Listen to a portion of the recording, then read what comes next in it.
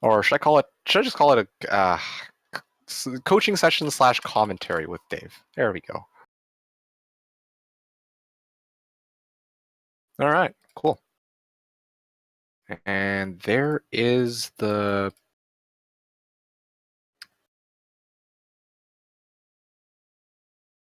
And there is Dave's game. It looks like he chose to play on the Shadow of Death. I'm just going to mute myself. That's good.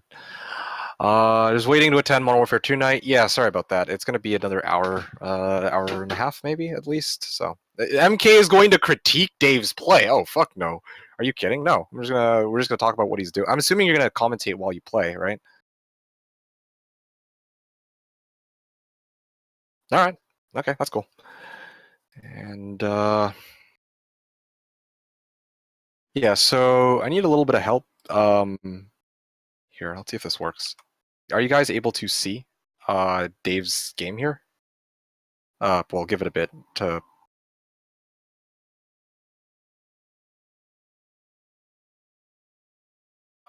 Dave's game here? Okay, it should be up now. Is it showing Dave's game?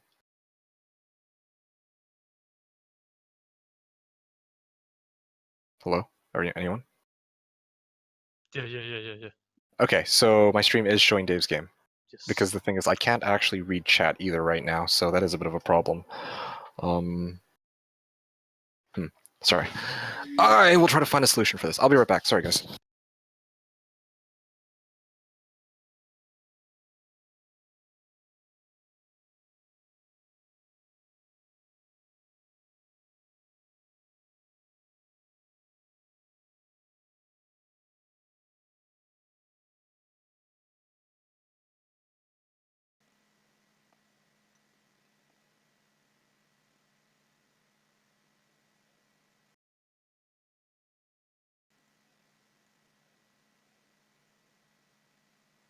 Okay, sorry, I'm back. Ready anytime you are.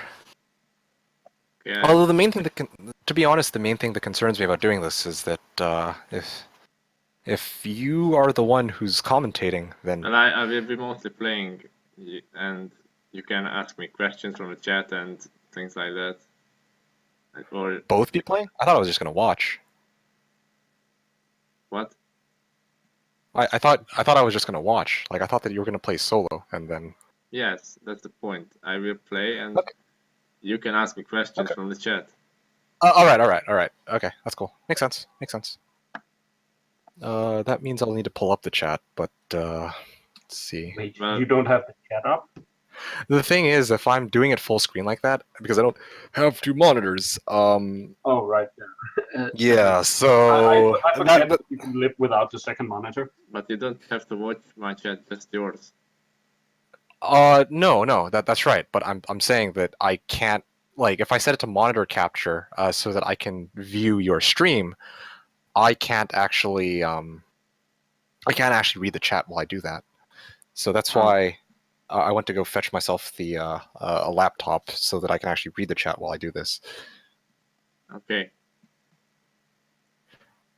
And anyway, to just get started, I think that there is nothing being asked right now, no comments being thrown around. Although, to be honest, I don't quite think that the remaining people here are going to be asking too many questions, but we'll try anyway. Go for it. When you're ready.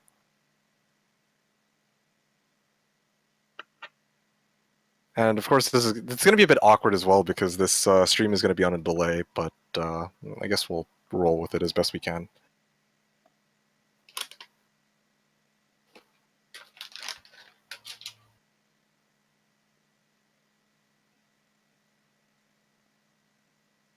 Debating whether or not to have some music in the background.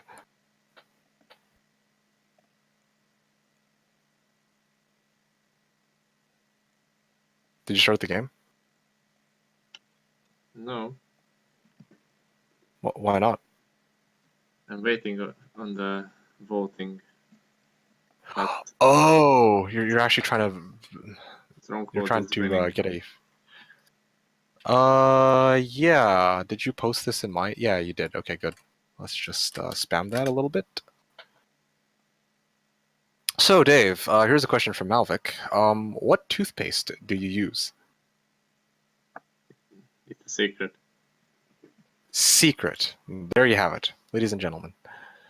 All right, so it seems a number of people want to see some fortress action. Some people want to see some stronghold. Some people want to see tower. More people for fortress, in fact.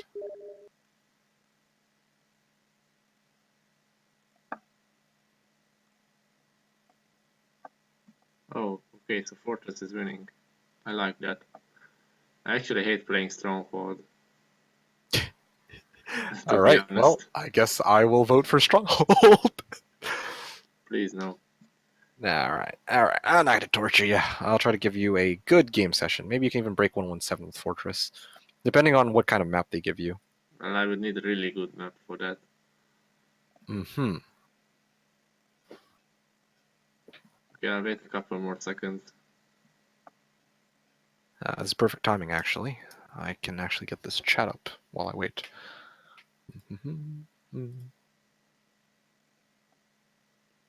Number one rule of chat: don't spam. MK proceeds to spam. Shut up, Palm3 Watcher. Can I vote for Cove? Well, you can. Deal with it. It's SOD, so no Cove. Emilu 116 Break is giving you dreams of freaking. Actually, to be honest, I watched a game. I think it was Hellite. But anyway, yeah, it was Jebus game recently where somebody used Luna to break 115. Yeah, that happened recently. It was 117, but he didn't. No. There was a game where the break was 115, or maybe even 116. But it wasn't 117 because on 117 they had to poor, or 116 they had to poor man's, and 117 they captured the desert town. But anyway, yeah, no, I watched that. I think that was yesterday or the day before. Yeah. All right, it looks like it will be Fortress done. Yeah. Okay. Fortress done. Although, yeah, Fortress it is. Let's see. What would I'll be playing with HW rules, 160 difficulty. By the way, before you talk about that, Eternity Empire was asking if there's a town that you're not good at. Well, I don't know. There are some towns that I don't play as often, like Conflux. I very rarely play Conflux on Jebus, so I don't have much experience in that. But I don't play Jebus much anyway, so I just don't like it. But I think it will be a great template to show some people how to develop early and, you know, focus on the main objectives. Mm-hmm. Okay, I usually pick Tazar because he's the armor specialist, and one of the main problems is that he can get a really shit skill for a second slot. Let's hope that won't happen.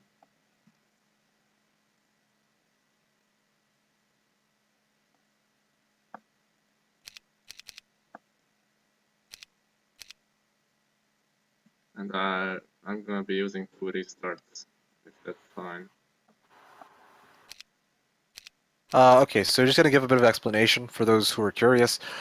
Usually in competitive matches, the players who play get something called restarts without reason. So the idea behind these restarts is that sometimes you get some pretty shitty maps, like sometimes you get maps which have no army or like not enough resources. As soon as you see that, it's like, all right, maybe I can roll a better map. So that's what it's for. The other reason is like if you get blocked off on a side, then, well, yeah, you're probably going to want to roll for a map that, well, where you're not blocked off. So in this case, this map so far doesn't seem too bad from what I can see. There's like a fair bit of gold. He's not, or Dave isn't cut off by like a horde of demons just outside his doorstep or anything like that. So, yeah. What are your thoughts? Do you plan to take a restart at all, or there's already a dragonfly hive guarded by pit fiends, so that'll be a nice objective to go for. Well, I don't have much play. Oh. Sorry, you cut out there. You don't have much what? This will be a problem. Mm-hmm. I have the E key banded to Discord. And it will just end my turn if I push. Oh, I see. I have to change it. All right. So while you do that, I wanted to see here. Pushing it to week 1 is kind of extra army and power is good to farm desert effectively. Yeah, well, first of all, it really depends on the situation. Like, the thing with Jebus is, depending on how the map is structured, and you guys are free to agree or disagree with me on this one, even if you break, like, let's say 1-2-1, there are times when your opponent can break a few turns later and they could actually still catch up. Like, the reason being that sometimes your side of the desert is not quite as rich as the other side, and the other thing is that sometimes people break way too early. If they break too early, they suffer way too many losses, and they suffer too many losses, then they can't actually clear as much as they want to in the desert. So judging when a good time to break is important. Usually you want to break by 1-2-3 or 1-2-4 at the latest if you're going for actual competitive matches.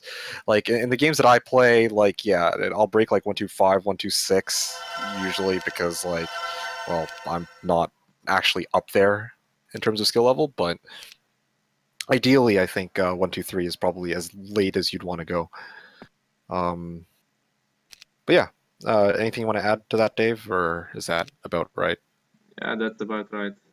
Okay, so what I was trying to say is that I don't have much gold to pick up early because of all these mountains here, and that's really uncomfortable. Although I can go past these mountains here, at least. Yeah, so we can see the structure of this of Dave's side right now. He's got 2 long-ish roads, and yeah, like you were saying, you've got a route into the mountain-ish area, but it doesn't seem yet like there's anything there that's worth anything except for a prison.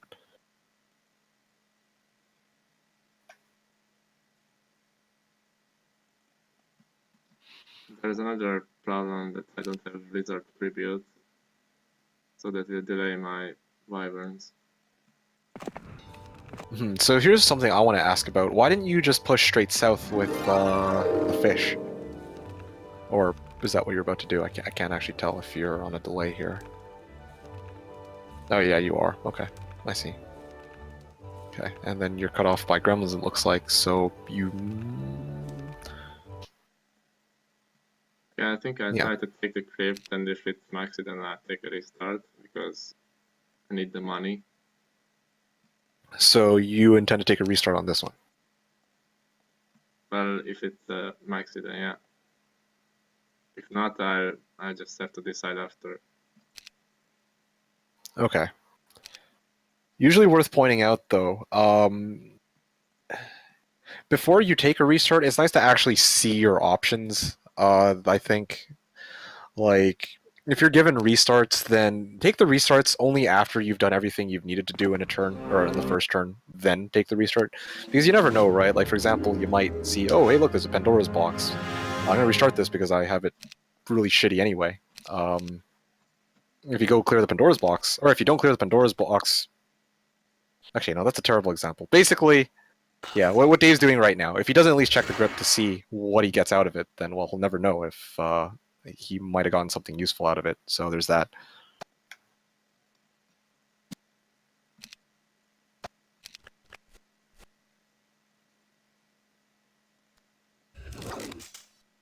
So yeah, already Rito is saying, like, it's funny because this is the complete opposite advice that Rito is saying. Probably to save time, but yeah, he's saying this map is 1-1-1. Don't even play it out. Horrible roads and no gold. Well, once again, it's worth to actually see everything, the full picture before you actually make such a decision. And here you can actually see that Dave is taking this fight against this crypt safely and without, well, mostly without losses.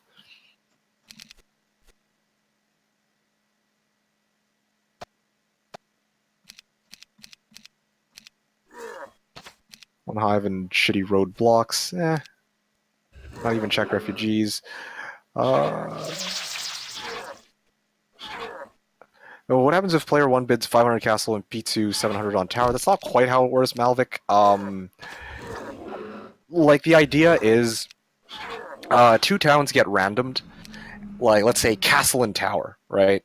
And, well, people try to vote, or not vote, people bid to try and get that town, or get first pick on the towns that they're being offered.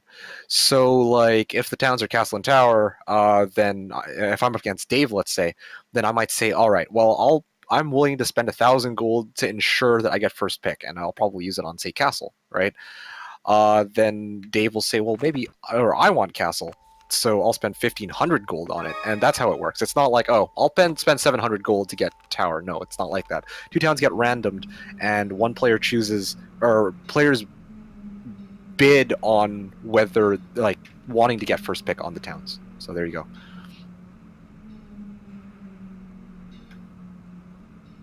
I would also play this out if it were a real game. If I were just practicing, I would not even consider this map unless I want to challenge myself once again. If you're doing a practice, you're presumably going to be practicing in preparation for a real game.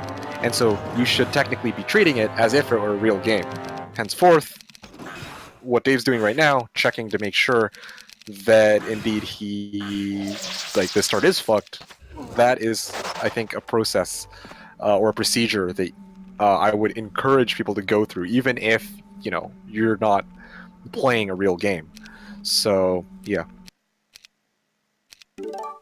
Yeah, you're welcome, Alvik. I hope that made sense. What's wrong with the screen? I don't quite know what you mean. Actually, let's put it closer to the middle. Maybe that'll get rid of this border. Okay, so I tried to scout the roads a bit more, but Yeah. found nothing interesting. So Like this, yeah, no, exactly. You found nothing interesting, and exactly, Tyrannoxus is saying, nothing you can find. No, that's true, but you should still play it out. Like, that's not worth arguing. Like, it saves time if you just pass it off, but at the same time, like, if it were a real game, of course you'd check it to make sure that indeed you are screwed. So here I got 3 native heroes, but they all got pretty shitty army. So in the end I get like 5 wizards. That is pretty shitty. So, yeah, that's important as well. You're starting heroes, especially for Fortress. Because the thing is, of course, you get your first 2 heroes. Yeah, your first 2 heroes are probably going to be the first 2 heroes in your tavern or something like that. And they could sometimes... They're usually going to be 1 hero from your town, or from your starting town, and 1 hero from some other town. Or sometimes it's from your town as well. Yeah, basically, if you buy out these heroes to start, it gives you some starting army, and then you actually try to work with that. Yeah, and if you're not buying out those heroes, then, well, you're at a bit of a disadvantage, because you don't have as much armor. Or other heroes. Anyway, yeah, we're talking about practice, not a game, but practice, yes. Sometimes the pre-match is really interesting. I don't quite know. Yeah, pre-match, like, trying to decide what town you get. Like, I'm gonna be honest, I find bidding really fun. I played a game against Rito a while back. I think we were bidding on who would get tower and who would get stronghold. And I think that, like, even for me, I was like, oh man, I'm not willing to spend more than 7k to get tower. But, I mean, Rito... Or, sorry, I'm not willing to spend more than 7k to get Stronghold, but I don't know how much Rito is willing to spend. Maybe he's willing to call it quits and take Stronghold for an extra 5,000 gold, right? So yeah, pre-game is interesting for a number of reasons. Pre-game decides what color you start with, and more importantly, what faction you will get access to, or what faction you'll get to start off with, right? Even the game that I played against, like, Yellen a while back, the options were Rampart and I can't remember the other one. I think it was Rampart and Stronghold, I guess. I don't remember, but anyway, the idea is, yeah, picking towns is fun. Ataru Nuxa says, I think Dave moved Gerwolf wrong road. Gerwolf with Ballista should go the way the town is, he's saying. Well, I gave the Ballista to the main hero, so... And there you have it. The game I got outbid and I fucked up hard. Well, yeah, I mean, shit happens, dude. Yeah, no problem, man. Like I said, games like that, right? I've always firmly established that I play the game for fun, and I mean, the whole idea was to just play a chill, casual match where I wasn't on stream, and you weren't on stream either, so we made the most of it. What can I say? That's not the topic of today's stream, though, so I'm gonna get back to it. So yeah, basically, it looks to me like Dave is just doing a fair bit of scouting. There's enough gold to go around. It looks like that he can get 8 heroes on the opening turn, so that's really good. Of course, in Jebus, having the maximum number of heroes ASAP is really important. Forget what other people will tell you on this template. Some people will say, no, this map is rich. You need to spend like, you need to save up that, you need to buy like 3 heroes and then save up the gold. No, frick. In Jebus, you need to know where you're going and fast, and that means that you need to get out as many heroes as you can, and you need to also choose good heroes for this purpose, right? Like, Dave's not just choosing heroes willy-nilly, he's looking at the options that he's been given, and he's taking the heroes that make the most sense. In this case, he chose Monera over the other. Who was the other hero? Monera, and what was the other pick you had? I think Pazar will be the main, but I really try to level up Monera on these stones. No. I'm talking about who was the other hero in your tavern? Monera and... I don't know, some shit. Okay, so some shit hero. Basically, yeah, Monera, as you can see, starts off with offense and logistics, and even a pixie, which gives him a bit extra movement for the starting, for the start of the round. Okay, so it was Monera or Ajit. Like, yeah, of course you're gonna go with Monera on this one because he starts off with logistics and even offense. And just so you guys know, in the case of Planeswalkers, they actually get a School of Magic every 3rd level instead of every 4th level. So that's something to consider in case you'd ever want that as your main. Yeah, just want to bring that up. I presume that, Dave, you know that. Actually, I'm not sure if that's true, actually, that they get really? Every 3 levels. I know that it's in a manual or something. I read it somewhere, but... Tribute to strategists, yes. I don't remember getting magic every 3 levels with Okay, if you hold up for a second, I can go... Well, I could go check it out. Do you want me to go check it out? Yeah, sure. I think it would be worth checking out. Alright. Give me a sec. Alright, let's just go here. Are you done your first turn? Put this down. By the way, this is like this Planeswalker stuff that we're talking about. This applies only to SOD, not HOTA. HOTA fixes this because I presume it's probably a bug, I guess, or something. I don't know. But they did change it back in HOTA. In fact, they even referenced it in HOTA. So anyway, I'm just gonna pull this up right now. New game, single scenario.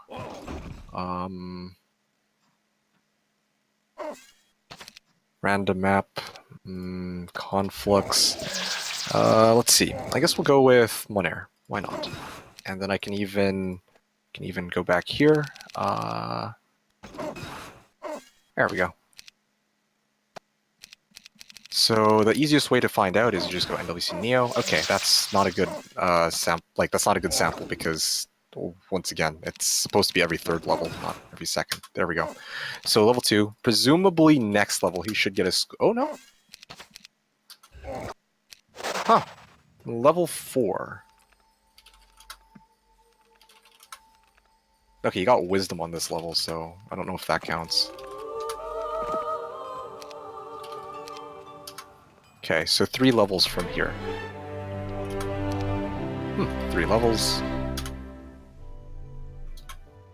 And then the next level should be a School of Magic. No, it's not mysticism? Does that count? No, I guess it is every 4. Weird. Okay, well.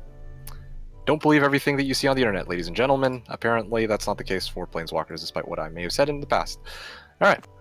Well, that was fun. Alright, back to it. And I see that there's Kappas being, or PogChamps being thrown around on Dave's stream somehow. Myth busted, yeah. If a hero gets magic on level 2, he then gets magic on level 5 and then 8 and so on. Yes, no, I know. That's why I reset when the hero hit level 2, and I was like, that's okay. I want to start off on a clean slate.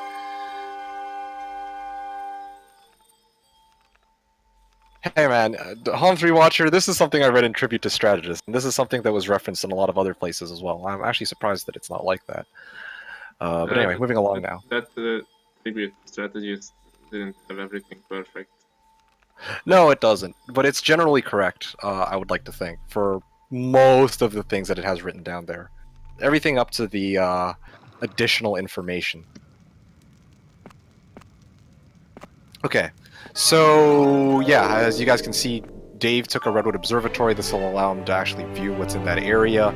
You can already see that there are a couple of Knoll huts, but that's probably not quite what he's hoping to get. What he's hoping to get in this case, I'd imagine, will be something along the lines of a dragonfly hive, a wyvern nest, a dragonfly hive, a hydra pond. I knew that my map would be a bit bigger, but so far it doesn't have much on it. And I presume that you're not actually able to take a restart here because you said it was double 111s. Yeah.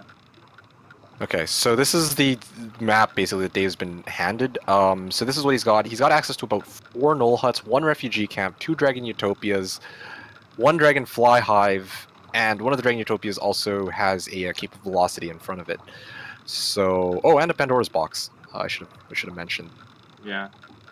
So yeah, basically this is where Dave says like, all right, well, how am I going to presumably, how am I going to look at this, or how am I going to use this map in such a way which I can actually go and clear shit? So I'll let you give your thoughts on that if you'd like.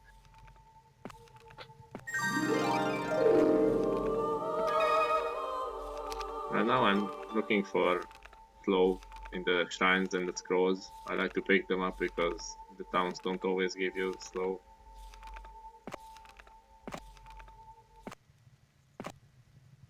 Mm-hmm. And you can see my guard is lots of red dragons. Yeah, I was gonna say, you probably like to check out your guards ASAP too, to see what you're up against. And in fact, it looks like you have another Pandora's box. So, yeah, your guard. Okay, so this is the thing in Jebus, or the Jebus Cross template. There is one big guard that leads you into the desert. In today's case, it looks like it's going to be red dragons. Yeah. So we'll see how he tries to get through that. Well, the thing is, you can't really restart because it's 112, and Dave said it was going to be 111 and 111. Those are his 2 restarts. Now, I want to take a moment to actually see if there were some comments that I've missed out on in particular. Let me know if there's something that... If I've missed something, please just reiterate it in the chat.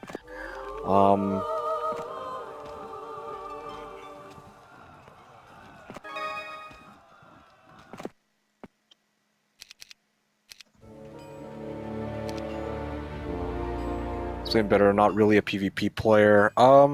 Yeah, okay, answered that. Dave is learning to use his loses unicorns as, yes, absolutely.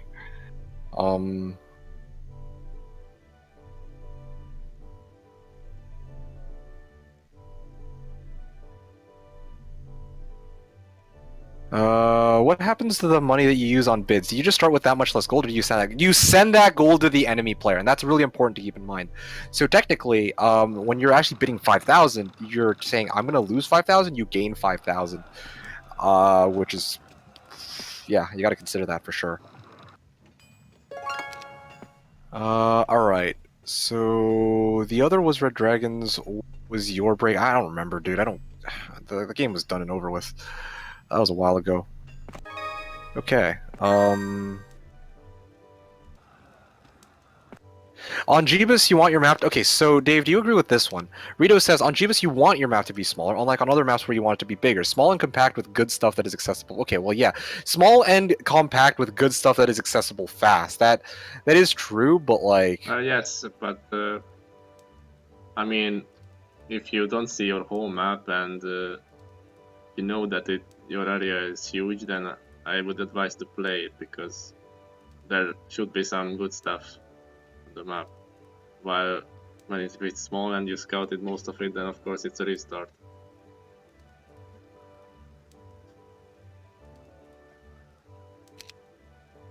So there you have it. HoMM3 Watcher was also asking a, as he calls it, legit question. Is it better to break or do topes in Jebus? I know Rams normally prefers to clear zone first, but I imagine topes for Fortress are tough. And I'm going to give my 2 cents first before I let Dave give some input on this. And wow, that's a lot of Harpy Hags. I presume you didn't expect it to be high lots, but... Were you expecting high lots? Yeah, it's not this high. I see. Okay. But yeah, so if I were to take a good guess, it really depends on the situation. That's what I'm going to say. Some maps, you can actually survive by farming your zone, and some maps, you can survive by farming your zone or break into the desert, right? Like, the game that I played against Meridian, I would have been A-okay if I had just farmed my area, because I had 5 fucking topes. Like, oh, that's awesome. But in some cases, you farm, or probably in most cases, you farm what you need out of your starting area, and then you go and break ASAP, and then try to take the stuff from the desert before your opponent gets their hands on it.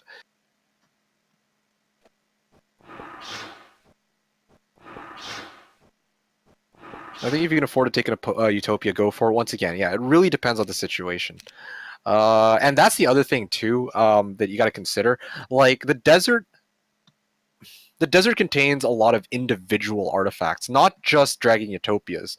Like, sometimes there's just a Tome of Earth magic lying around. Not always, but sometimes it'll just be a Tome of Earth magic or a Titan's Gladius just lying around. There's a lot more of those relic tier artifacts in the desert than there are in your starting area most of the time. Most of the time in your starting area, the only relic class artifacts you'll get are from the Dragon Utopias. Of course, there are some exceptions. Every now and then the game will throw you a bone and give like a Tome of Earth magic guarded by Gorgons. I've seen that in Moretti's game. But definitely that's not nearly as common as in the desert. So that's why most people would prefer to break in the desert. Although, of course, you have to go through the big guard, which is a big problem as well. So yeah, carry on.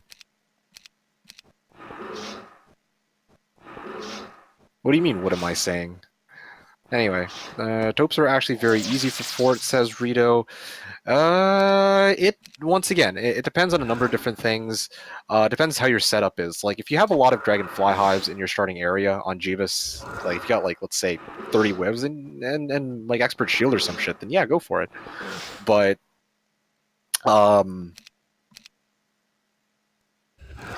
Tazar, then yeah, that's great. But, like, if, for example, as Dave's start looks like, you have, like, 4 Knoll Huts, then you're kind of screwed.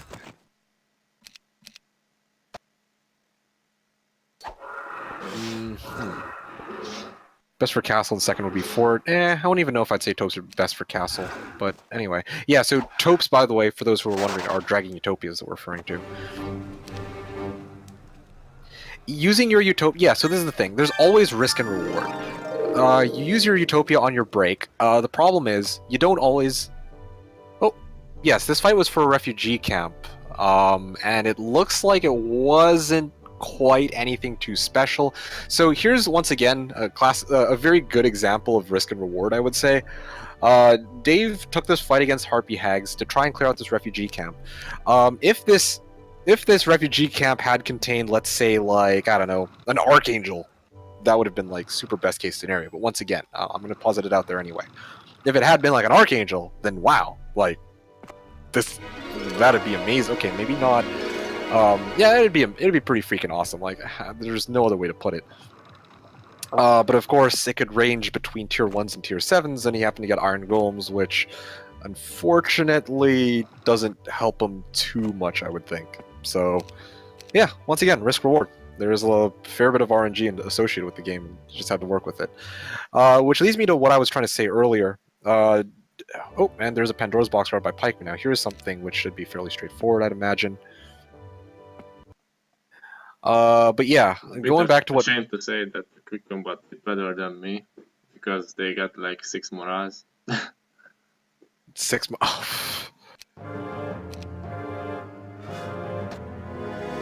Well, anyway, yeah, going back to what Rito was saying. You're saying that Dragon Utopia would be nice to take before the break. Well, here's the thing with Dragon Utopia you got to consider.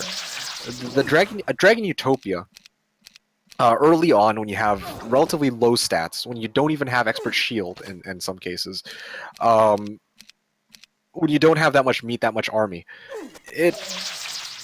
you're risking losing a big chunk of your... And this was, in fact, the problem you had earlier. You were asking us whether it would make sense to break to clear out a Dragon Utopia 1, 2, 3, a Maxitope, in fact, with an army that you had described to us. And, well, the thing is, like, even if it's a Maxitope, you can still get 4 trash artifacts, or 4 items that you already may have. Like, if it's like a Helm of Heavenly Enlightenment, Spellbinder's Hat, and a bunch of other good shit, then yeah, that's fine. But sometimes it'll turn out to be like Sea Captain's Hat, Tome of Water Magic, etc., etc. I don't think it's as black and white as being like, all right, well, always clear out a Dragon Utopia before you break, because sometimes you'll clear out that Dragon Utopia, realize you got garbage out of it, and be down your army. So, the other thing is also when you take a break, or like when you actually try to break, you will sometimes have access to spells like Mass Slow. That's not the case so much with Dragon Utopias, although you could use Expert Shield, I guess, but yeah. And 60 Null Marauders, so yeah, as you can see here, fairly low-risk fight. It was just against Pikemen, which Dave used the Ballista to soak up that damage for. As you saw, the AI usually targets what they can reach, so by luring the Pikemen in that fight upwards towards the Ballista, Dave was able to preserve most of his army, and even the Ballista. Oh, and in fact, he used Tiva to scout out this witch hut that had logistics. But yeah, he was able to clear out the box, which happened to have 60 Null Marauders. And of course, there are 4 possibilities from Pandora's box: experience, gold, army, or spells. And I mean, in the case that it would have been spells, then Tazar, who doesn't currently have a spell book, would have gotten nothing out of it. But I mean, once again, that's just something you have to chance when you're opening up those boxes. And in fact, he got Null Marauders, which will be useful. I don't quite know how Dave is going to use this map, to be honest. He's got 4 Null Huts, and he got more Null Marauders from this Pandora's box just now. Maybe he'll use that to go and clear the Taupes. Maybe he'll use that to go and clear the Desert Guard of Red Dragons. I don't know. I guess we're going to find out. But once again, there's no Dragonfly Hives, unfortunately, in this... Or there's not that many Dragonfly Hives in this match, or high-level external dwellings, so...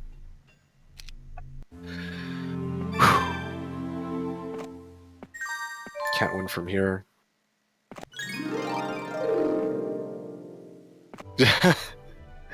I haven't played the SOD campaigns, Blight, so I can't quite give you any insight on that. MeKick would have gotten an AA while Rams would have gotten peasants, huh? Our upgraded tier 7 is the best you can get from a refugee camp? Yes, that's right. You can't... Unless I'm super unlucky, I've never gotten a Fairy Dragon, or Rust, or Azure, or Crystal out of the refugee camps. So I've answered that. Without the Utopia, but if I get good things for the Utopia, it always keep me up. Yeah, but that's the thing. You don't know what's in that taupe. Even if you send a scout hero to go see what what guards are in the taupe. You will never know what artifacts are in the taupe until you actually go clear out yourself with your main hero. And it looks to me now like Dave. I'll be right back. Okay. This gives me a chance to actually basically go over what he's showing in his start here. So it looks to me like that's his second Dragonfly Hive. There's a chance that there are more Dragonfly Hives strewn around this area, but once again, we'll have to see. We'll have to wait and see. But so far, it's been a pretty interesting map so far. It's not super straightforward, I would say. It's not like 4 Dragonfly Hives are along the road all in one screen. The map has given Dave a fair amount of stuff to work with, and he's using it. As you saw, one of the first things he did, or at least one of the big things that he did on, was it last turn or this turn? But anyway, I think it was last turn. Last turn, he went to go try to clear out the refugee camp in hopes of getting something good out of it. Wasn't quite anything useful, but he still managed to get some Marauders out of the Pandora's box, so that's kind of nice. All right. Just 116. Well, when you're not prepared, you go for the desert. Once again, it really depends. And sometimes you don't even get. This is another thing too. Sometimes your area doesn't have jack shit. Like, or at least it has army, but it doesn't have a utopia. It doesn't have artifacts to build your hero up with. In cases like that, yeah, you're probably gonna want to go to the desert ASAP. Like that, just straight up. Hey Ram, sorry. I'm trying my best to commentate here and catch up. Can you really get a tier 8 to 10 unit? No, you can't. You can't get, I'm pretty sure you can't get one from the refugee camp. That's what I'm implying from all the times I've ever accessed a refugee camp. Honest to gosh, I'm pretty sure I've gotten just about every other unit in the game. Yeah. So, yeah. Sharding areas on Jebus set to monster strength average? No. No, they're not. I don't quite know what you mean. No, it's strong as always. It's just that the thing is, like, from template to template, the strength of the guards really differs based on, you know, how the template's set up. So in 8xm8, okay, sorry, in Jebus Cross, a Necklace of Swiftness in your starting area will probably be unguarded, unless it's like a quest arty or some shit. It's basically worthless to the map, or to the game, but it's obviously quite valuable to a player. But if you were talking like, let's say 6LM10A, or particularly 8xm8A, in 8xm8A, or sorry, in 8xm8, a Necklace of Swiftness would probably be guarded by, like, I don't know, let's say at least lots of halberdiers or some shit. I don't know. Yeah.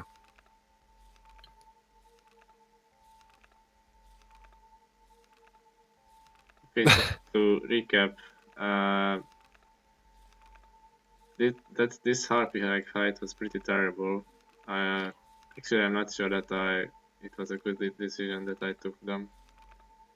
I mean, I could have gotten some good unit from the refugee camp, but I lost a bunch of HP in that fight. Luckily, I got many drones in this box, so that helps. And the logistics in the hood is very nice.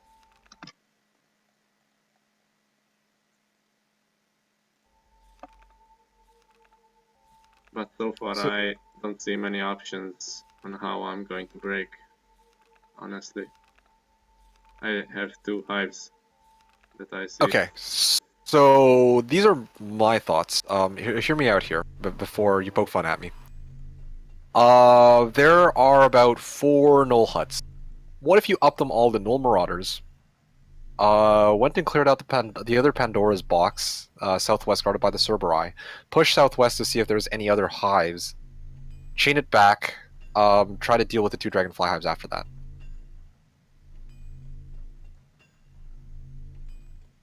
Did that make sense at all? Or? Yes, it does. I just don't know if building the upgrade Gnomes is worth it. I'm not sure about it. Because I could get Wyverns right now and they would help me too. The reason why I'm saying to upgrade to Null Marauders is because you have a stack of Nulls and you have a stack of Null Marauders, right? And I mean, to be honest, like, even if you get Wivs and you get a Citadel, you still have plenty of leeway as to what you can build in turns 6 and 7 of this week. But yeah, once again, like, I don't know, it's all up to you. Like, you can obviously go for whiffs, but you will also be able to get null marauders after that if you want. But anyway, once again, it's up to you to decide that. I'm just the guy who's trying to learn here. Let's see. And that is another possibility as well, and it's not unheard of either, because Dave has done this before. Freaking just take the null marauders and break the red dragon desert guard. That happened before. He did it in Blitz, in fact. But anyway. 00, hello. Welcome to the stream. You're saying Jebus start zone monster setting is weak. Okay, so well, there you go. Second refugee camp, SOD, yes. I know, I check all was free status, level 30 from prison, dig up Grail. Yes, absolutely. What about if you get one Chaos Hydra and attack lots of Lizardmen warriors? Well, where are you gonna get the lots of that one Chaos Hydra from? Like, build it in, like, rush it this week? I don't know. Probably wouldn't be the best idea, if I would guess. I don't think you'd have enough money to even make it to Chaos Hydras. Given that you probably want to buy out the rest of your army as well. So that's the biggest issue with trying to upgrade to tier 7s. Oh. Yes, right. I totally forgot. I didn't even think about that reference. Yes. Yeah, lost to Chaos Hydra Lizardman Warriors. Sorry, that was a joke. I completely missed out on that one. Are extremely rich and have extremely low guard, while the desert is hard to fight. Yes, that's right. That is a good way of putting it. Jebus zones, or at least player-controlled zones, are very rich, with low guards, and then yeah, that's just the structure of it. All right, so moving along. So this is the fight that Dave has taken. It is up against 8 unicorns, 2 upgraded. Yeah, so he's using his wyverns to cover his 2 big stacks as of right now, or 3 big stacks, I guess. This setup right here, I think you guys can see my mouse cursor for once, so that's nice. He's got this Null Marauder up here that he can use to, I guess, stall some of the unicorns, or lure them in that direction, exactly like that. While he has 2 Wivs and 2 1-stacks of Gnolls blocking off his hard hitters. His Ballista is going to be soaking up a fair bit of damage here, but we'll see how he plays out the rest of this battle here.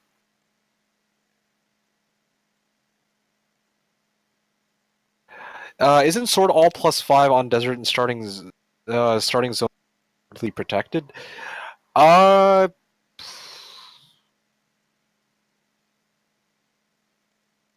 Yes, that's true, but I think if I were to take a guess what Rito meant when he said that, was that because most of the items in the desert are major class or above, the fights are all going to be difficult, is what I'd imagine he meant.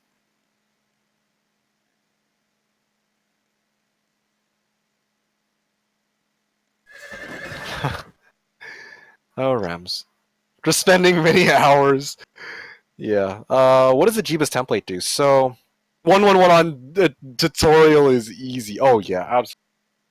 I like the tutorial. I feel like they should do more of those in games these days. But anyway, moving along.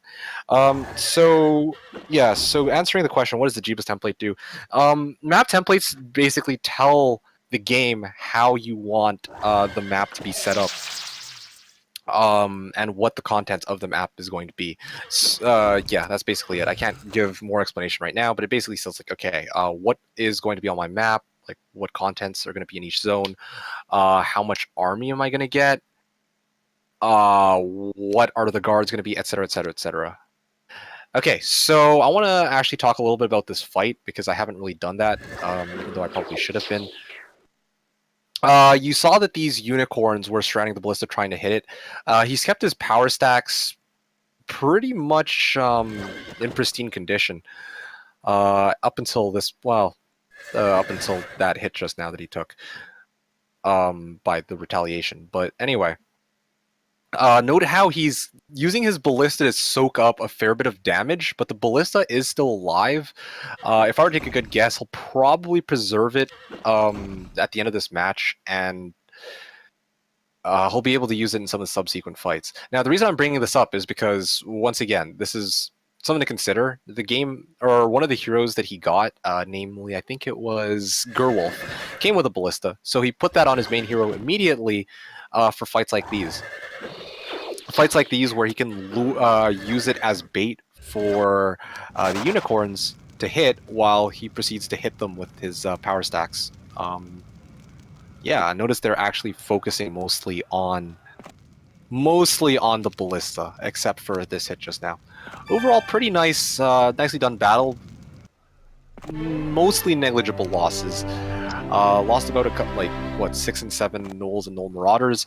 He actually frees up a refugee camp off that, and now the question is what he gets out of it.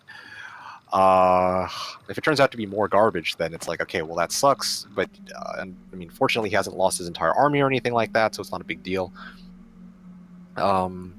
Also note, I don't know if Dave intentionally did this, he sent Fiona as far southwest as possible. Fiona does start off with advanced scouting, so she is actually quite useful for this task. And if I were to take a good look there, that looks like another fortress town, to be honest. Yes, in the far southwest. Yes, so another fortress town. Yeah. Don't know if that'll be useful later on. If it turns out to be I mean, if it turns out to be like that there's no other dragonfly hives in his area, then maybe that will reinforce the idea of getting more gnolls. Yeah, Rams. That was bad. Shut up, Paulus. Makes you not play it after you play it. Okay.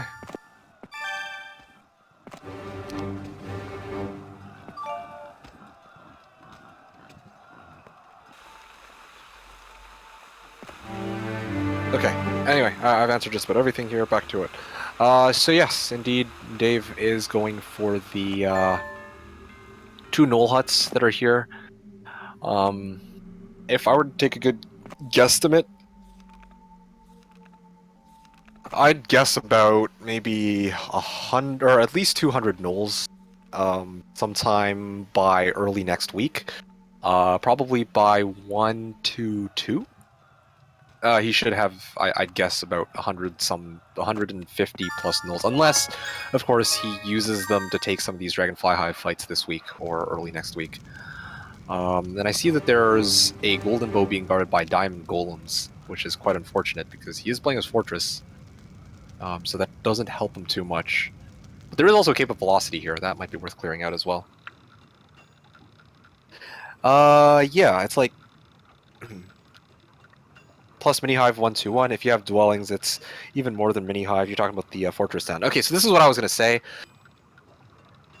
Depending on what town it is, it can actually be quite useful. As it turns out, like if it had turned out to be like a dungeon town, then he could have built a mage guild in there in the Mana of Vortex, and that could have been quite useful for Tazar. But it turns out that it's a fortress town, which he could totally use to try and double build if money permits. So that's basically what Tyrannuxus and Rito are trying to get at in chat right now.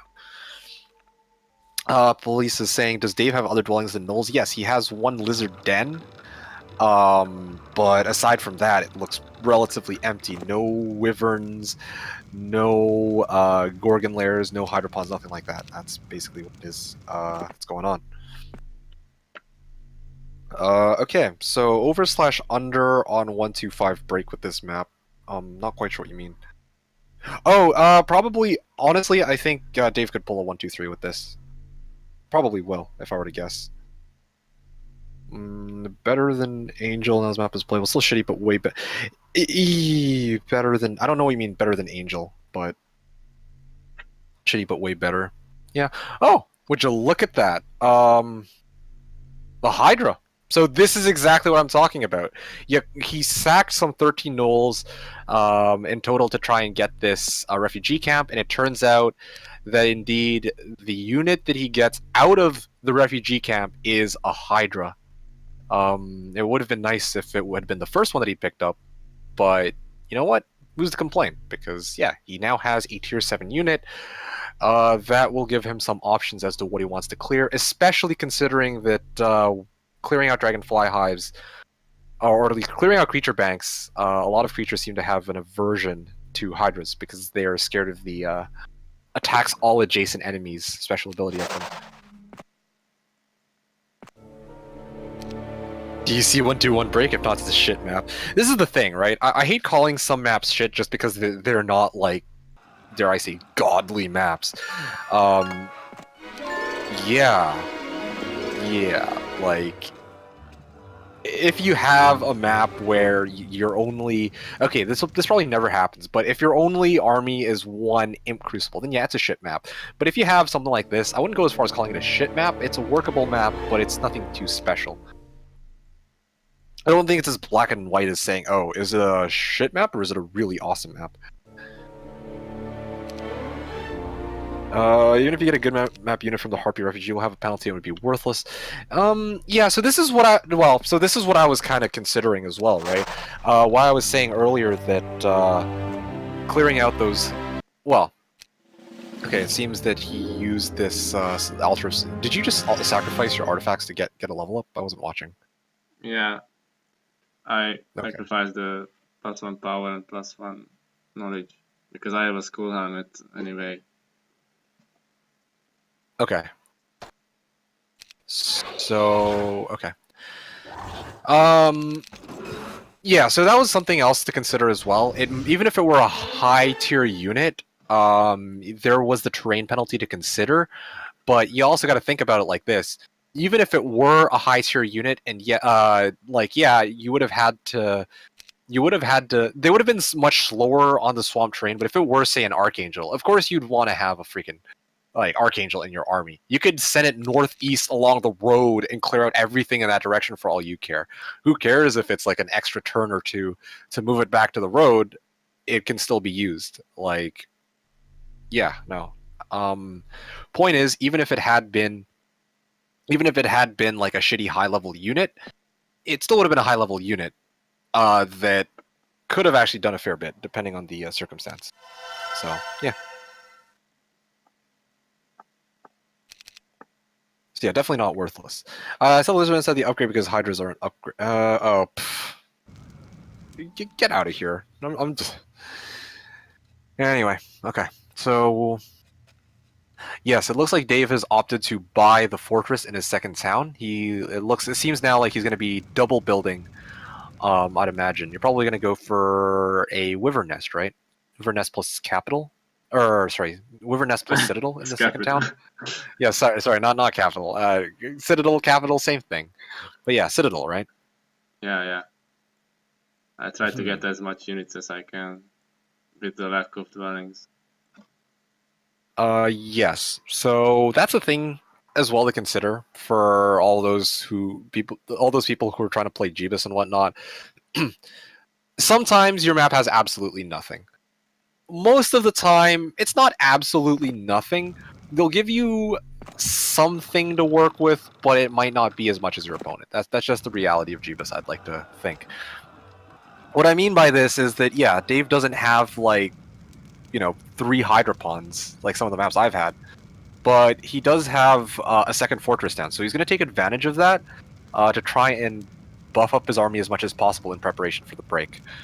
Also with these 4 Knoll Huts, that gives him a good amount of starting army, I'd say, for the first week to actually break some of these fights, like that refugee camp where he just got the Hydra from.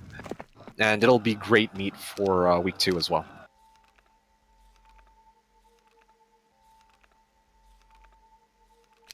$1K Knolls, let's go. Yeah, mourning some poor imps, you would. Alright. So something I want to... Oh, never mind. I see why. Okay.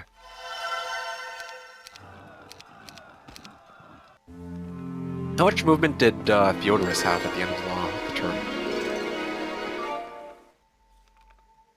About 200. 200? Oh, sorry, I meant Xeron, but I guess it's the same. The reason I'm asking is because maybe it would have been more beneficial to pick up the spell scroll and then return back, but I guess you didn't have enough movement for that. No. And for those who might be wondering, why did Dave just leave his heroes on the null huts rather than just buying out the nulls outright? The reason for this is that the speed of your hero is determined at the start of each turn by the slowest unit in their army. So in this case, he went with he basically left the hero on the null hut. Oh, and it looks like there is salvation. There is salvation right here. One wyvern nest, one dragonfly hive being shown on this side. So if I were to take a good guess, I'll let you give a guesstimate on your break, because I don't want to sound too overambitious or anything like that. I didn't think too much about it yet. We will see. The problem is Tazar got water again. So I have to wait for Earth again. And it will take many levels to get expert, if I do get it.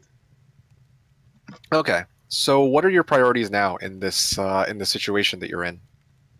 Well, I will try to get some of this free XP. I will pick up this box and try to take the dwelling at day 7. Which box are you trying to take day 7? Because I see that there's hellhounds there. I presume you're going to take that like right now. Yes, day 7 I take the dwelling. But there's the other box guarded by dendroid guards, so I don't know if you're going to take that right after.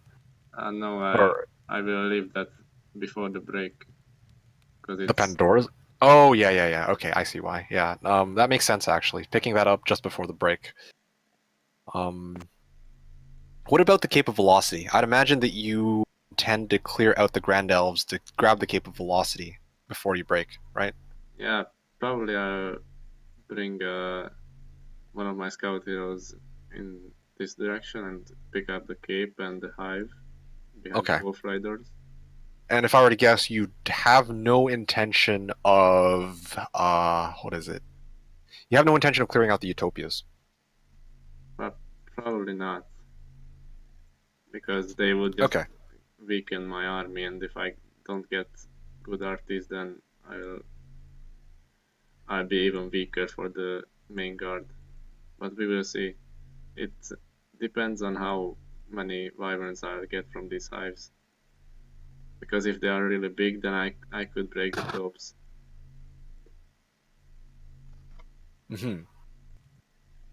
And probably, I don't know about shield though. I don't know if you'd actually want to get shield as well prior to those fights, or prior to the Utopia. I mean, shield with earth magic. It would help a great deal.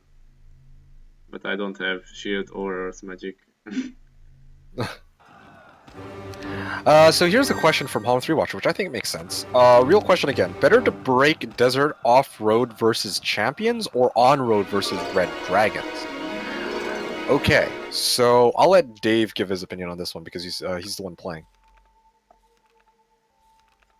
Well, seeing as it's a lot of champions, I might go in that direction. But usually breaking on the road is much better because you don't have to walk off-road in the desert. But so in this case I might consider it because my army won't be that great. I think it depends on a number of factors before the break as well. HoMM3 Watcher. Like, if Dave gets expert earth magic and he has access to slow, then he'll actually be able to master the champions. He'll be able to take that fight without losses. And there's also the take into consideration, like there's also this Pandora's box here. If he doesn't have slow, for example, or if he doesn't have expert earth, because I thought that Dave, you were saying that you wanted to take the. Oh, there he goes, buying out the wyverns. I think you said that you wanted to take that Pandora's box guarded by the dendroid guards before you go, yeah?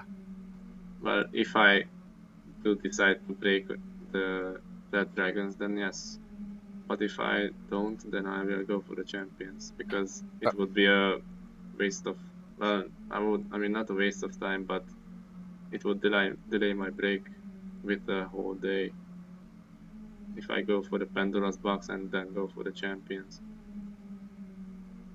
So unless I really need that box, I will skip it or take it with the scout hero.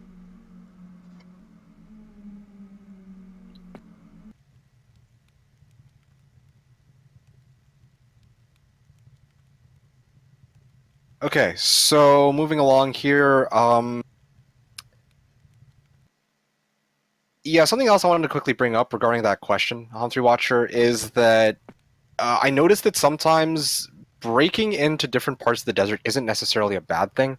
Sometimes I find that along the road there's like not as much stuff as if you like break onto if you break the channel. That's true. Sometimes you just have better scouting options from the road. Yeah, no, for sure.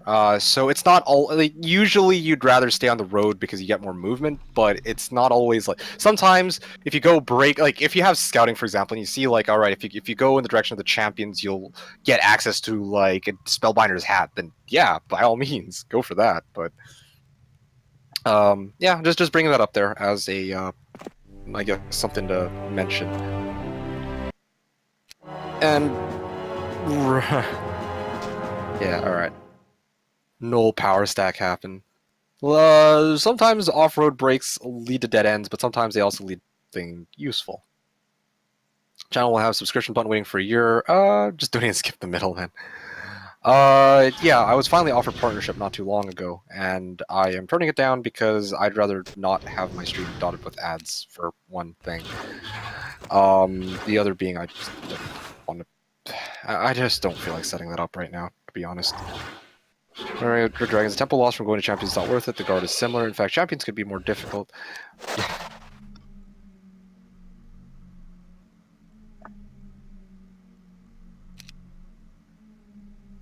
Kill your own units. How long have I streamed? Yeah, 6 hours 45 minutes, as always.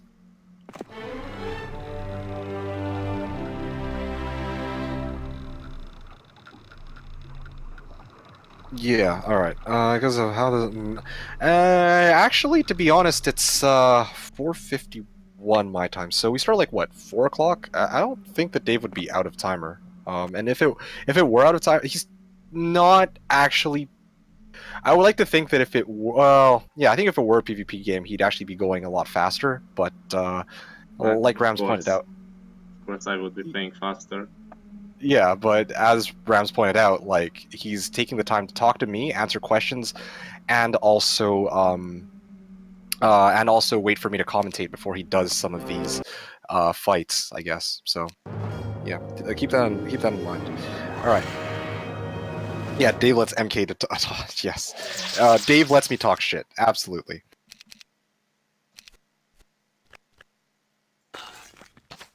Alright, so enough of that. I think I've answered everything I needed to. So it's a crypt fight. So let's just take a good look at what he's got in his army right now. Yeah, Gnolls, Hydra, 4 Wivs, and yeah, mostly just Gnolls and, well, basically a nice mix of tier 1, tier 2, tier 6, and one Hydra here. So here's something I want to ask about. Just now, you chose Pathfinding over Luck. Do you want to give a bit of insight onto that one? I would give it, or I would normally give it, but I think it's better if you actually talk about that one. Well, it will help in the desert when I break. It saves a lot of movement points, while luck is just luck. It doesn't really give you much.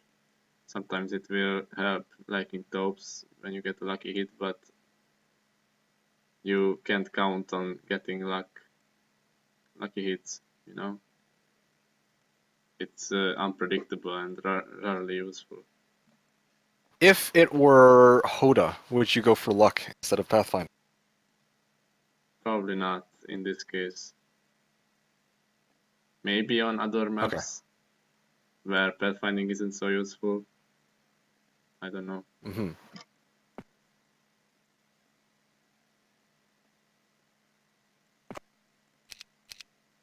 Source stream is really solid. I like it. That's nice. I will. despite all the QQ from Tyrannoxus and Rito. I thought it would be nice to actually try something different for a change as well. So there's that. Next turn, Cure breaks with full movement. 116? So anyway. Dave saves every single knoll from the undead, while MK struggles to do that with unicorns. Yes, of course. Yeah, as far as what's different, MK would have to activate his command on Nightbot. Yeah. Alright, so somebody I think gave you a link. If that doesn't give you the information you need about Hoda, let me know. What changed in Hoda? There was a fair... what do you mean? Like, a lot of things have changed in Hoda, and I can't, like, give a 5-minute summary. It's basically like balance changes, new faction, new RDs, and new content, more or less. 116 3k plus movement break 116. Okay, well, that'll do it. Okay, so this is the 115 situation. It looks like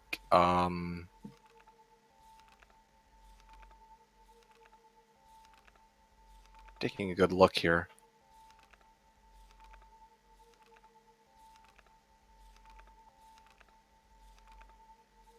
So it looks to me like Dave is trying to figure out what he needs to do by the end of the week. I presume that you're going to want to go for the Wyvern Nest? I'm not sure. What are your thoughts on that?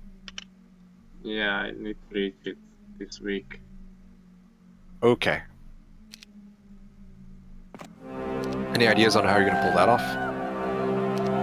I will capture the town in its corner. Hopefully I will reach it. If not, I will buy back the Tsar in the main town and go from And then there. take the fight there? Okay. It also looks like Dave is making sure to clear out these creature banks, the crypts in particular, in hopes that he gets gold, maybe a useful artifact. If it's like a maxi crypt or a 5 vampire crypt, then oh, okay, well it turns out to be garbage. But any gold is helpful, of course. Gold is always useful. I will need it for the double build. Yeah, for sure. In this case, because this is the thing with double building. Like, yeah, double building is nice for doubling up your army, but at the same time, it also costs twice the amount of gold. To fund such a venture, it probably makes sense to actually get as much gold as possible for that. So that's why Dave has, I guess, heroes lined up in this area. He has some heroes who are doing these crypts. He's probably going to use one of these heroes to clear the piles of gold there in this area. And yeah. And soon he's going to go for the Wyvern Nest as well. He also has that gold mine. He cleared that out early on, so he has a fair bit of leeway to work with.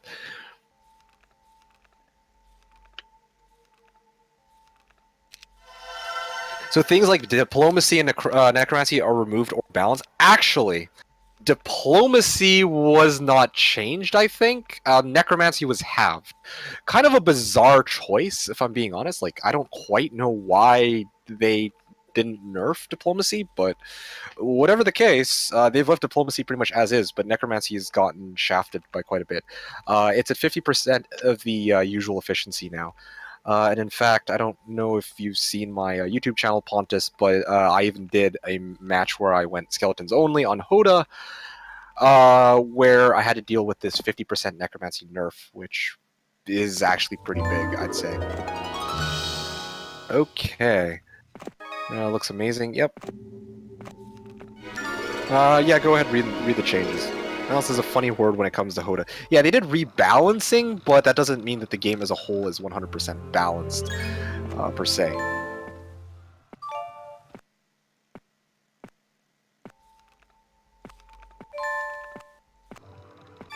Reverting to Tower, conflicts being terrible. Yeah, those are the big things for me. Tower, I'm not going to comment on, but conflicts is yeah. Like once again, they went overboard. But once again, I don't want to go and talk so much about that.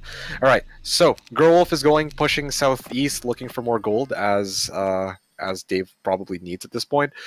In your side town that you have right now, it's like what? You built Wivs. Are you going to be building anything else this week?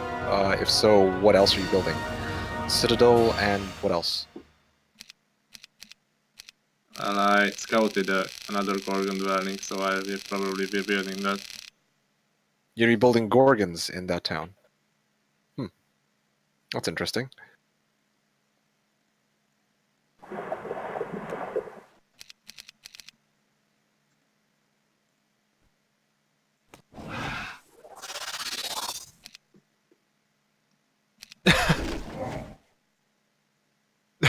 Yeah, no, Rams is just talking about Kobe, saying other than all their units being good except Seaman and the starting hero being broken, it's balanced. No idea what you're talking about. Yes, honestly, a believer for never being as bad as people said, though. Not both. I think they're viable. Oh yeah, most definitely, most definitely. Like. Jeremy, anyway, yeah, I don't want to talk about that right now. The focus should be on this match, and I'm going to stick with that. All right, so Dave just cleared out of Tower Town. The fight itself wasn't anything too special, so, yeah, all good. There's... You said that you saw a Gorgon dwelling. That's a Basilisk pit, isn't it? Just southwest of the Tower Town? Unless you were talking about something else. It's above the town. Above the town, okay.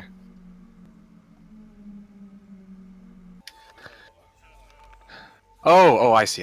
Yeah, just guarded by the Centaur captains there.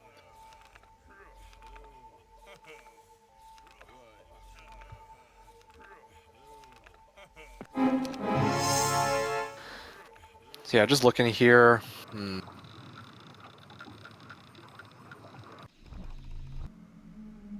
Yeah.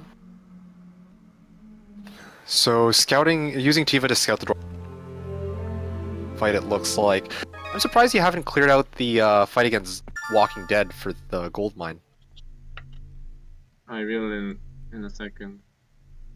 You're taking in a second, okay.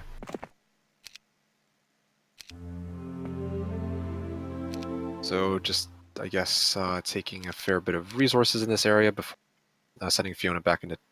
Well, yeah, okay, makes sense. You can also see here there is a transfer being done between these heroes, and then Fiona will probably be put back in a town. That'll free up room for a 9th hero, or possibly even 10th hero. I lost count at this point. While allowing Alema to deliver this hero, or this, to deliver his main army over back to Czar.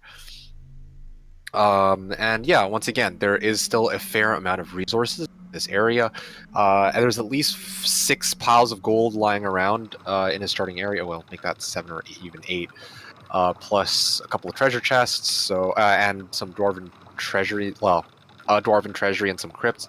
It might seem like he has enough gold to get him through the double building, but once again, you can never be too safe, because yeah, pretty soon he's gonna be getting he's gonna have wyverns from the wyvern nest. He's gonna have wyverns from his main town, wyverns from his side town. You still have to build a citadel, right? In the meantime, I already have it. But in the side town, you're probably gonna build a citadel there too. Well, maybe. I only have a couple of wood left. I mean, I don't need it for the citadel, but I will need it for the Gorgons. I see. So I'm surprised you don't, for example, do like citadel into Gorgon Lair.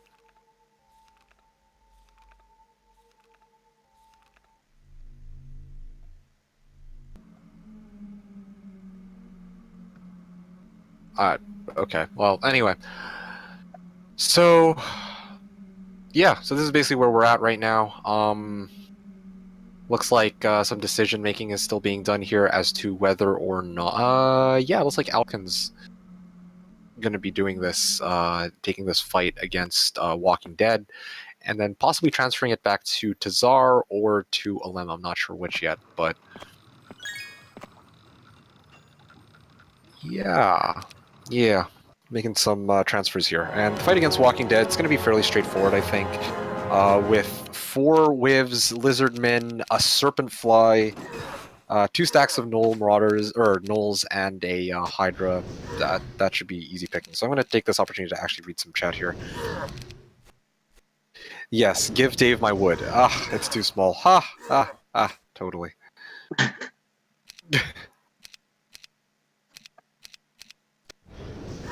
So Rito is saying that... Okay, wait, hold on. Azrael is raising this question here. Why is he not upgrading his town hall to get more gold? It's because... Okay, so I'm going to try and answer this when you tell me if I'm wrong. The reason why he hasn't built a town hall for more gold is because... Well, there's 2 reasons for it, but I'm only going to talk about one of them. The main reason is that he'd actually have to spend a turn to build that town hall, which could very well be spent on other things as well.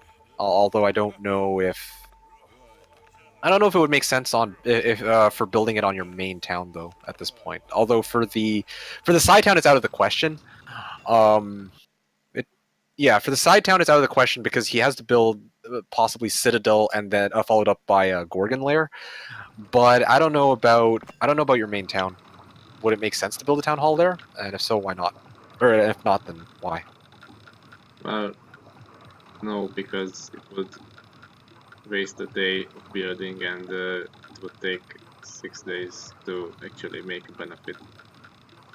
So yeah, the second thing that Dave pointed out, 6 days to actually start getting some income out of a town hall, which by that time this game might be done. But even not considering that,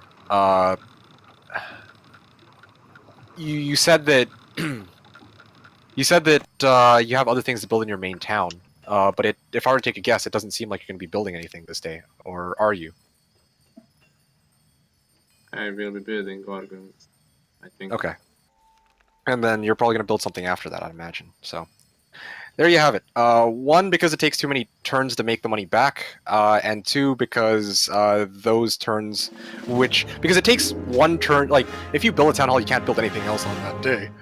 If he builds the town hall, he can't build anything else, which obviously is not good. He needs more army in this map. Now, here's so it's like all the players on Hoda Russians. I think it's a fair mix of people. Probably a fair bit of Russians, because those are the people who are most familiar with the Hoda mod, I think. But still, I'd imagine there are a fair number of people who are also playing, who are non-Russians as well. Now, here's something that Rito said, that I'm going to bring this up. It's funny because Rito was just saying, why even take this box with main? Although he's claiming that it's super low value, even if it's XP. Now, let's see, what's going on here?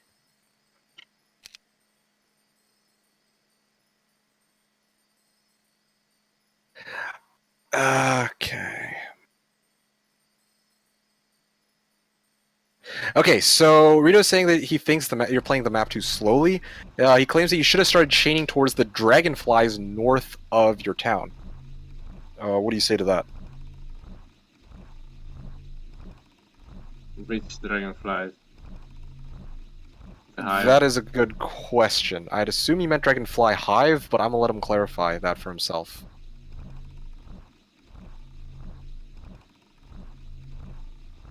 Because it was easy to get from the bad to get from the bad berries and yellow because they didn't have... Okay, I don't know what you're talking about. Lots of Russians, some people. Yes, I guess that's one way of looking at it.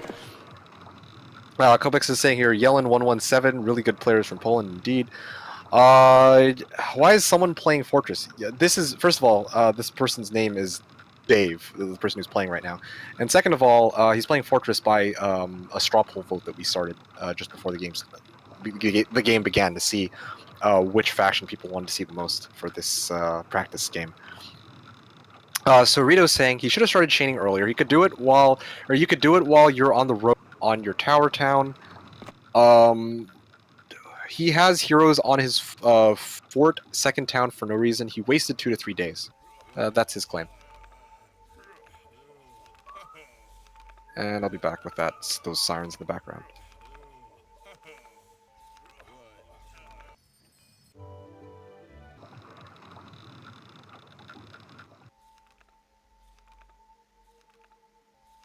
All right. yeah, so Bardis is saying, so this is the thing, Rito is not tell Dave how to play.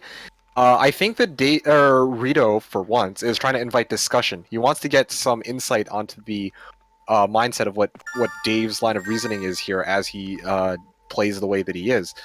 And, I mean, Dave chose to go southwest to clear out that town, and he went for the Pandora's box as well. And there's probably a good reason for this. I guess it's just what he values versus what Rito values.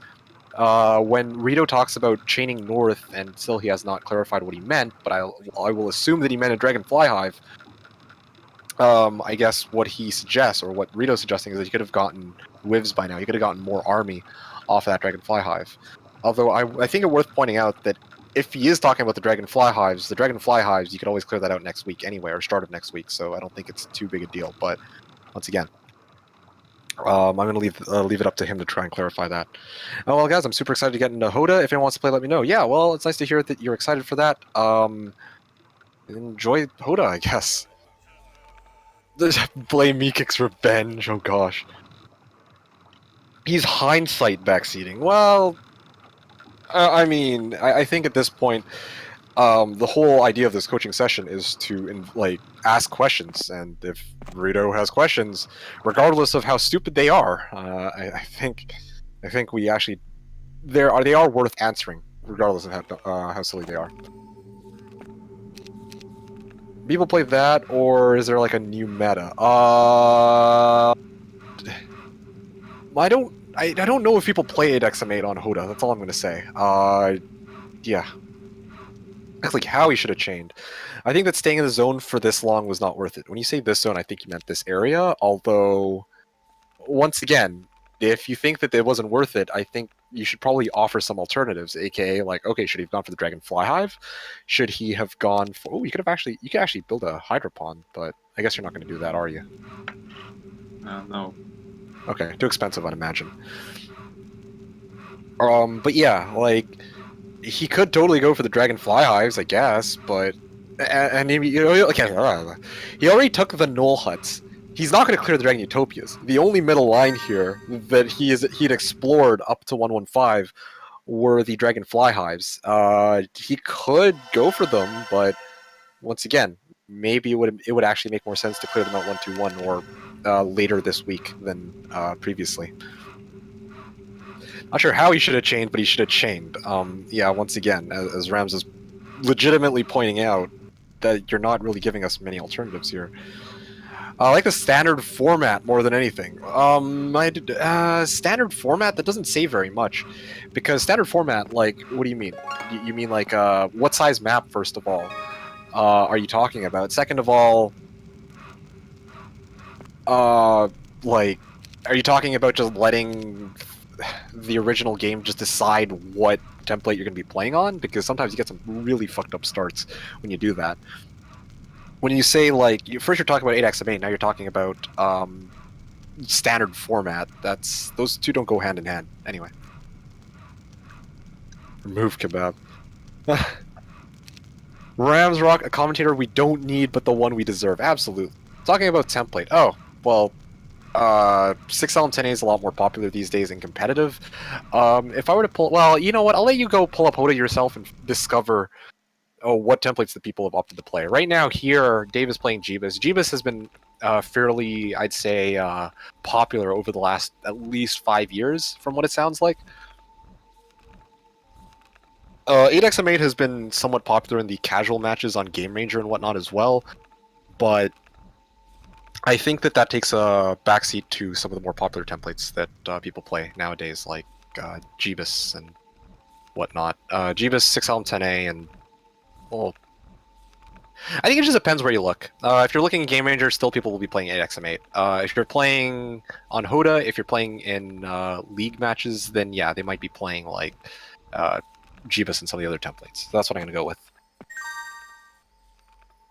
Yes, it's not in the mood for commentating, so and I had nothing to add to Fortress. Fair enough. COD is 66% off. We'll have news. We'll also have some potential hackers. I'm pretty excited. I kind of wanted to get some copies of Modern Warfare 2. If it's 66% off, I could actually just stuff it on my account and do stuff with it later, like send it to people who are interested in joining. But anyway, moving along. So yeah, Dave is just doing like post, I guess, turn cleanup here, moving his heroes in the right spot for the start of next day.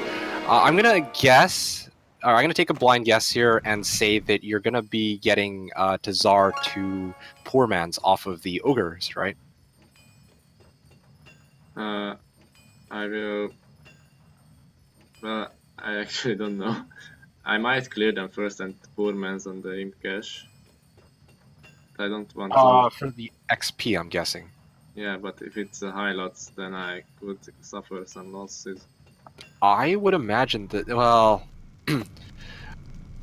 they are guarding an imp cache, that's all I'm gonna say. And a prison as well. And if it's like a level freaking like 10 hero or some shit, then... Alright. So at this point, Dave is hitting the point, well, he got the gold mine. That'll help him fund his army start of next week. And it looks like he is...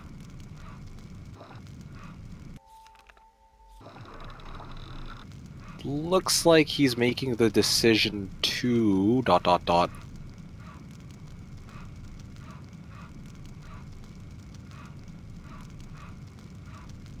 And this is where music would actually come in quite handy. Sorry, say again?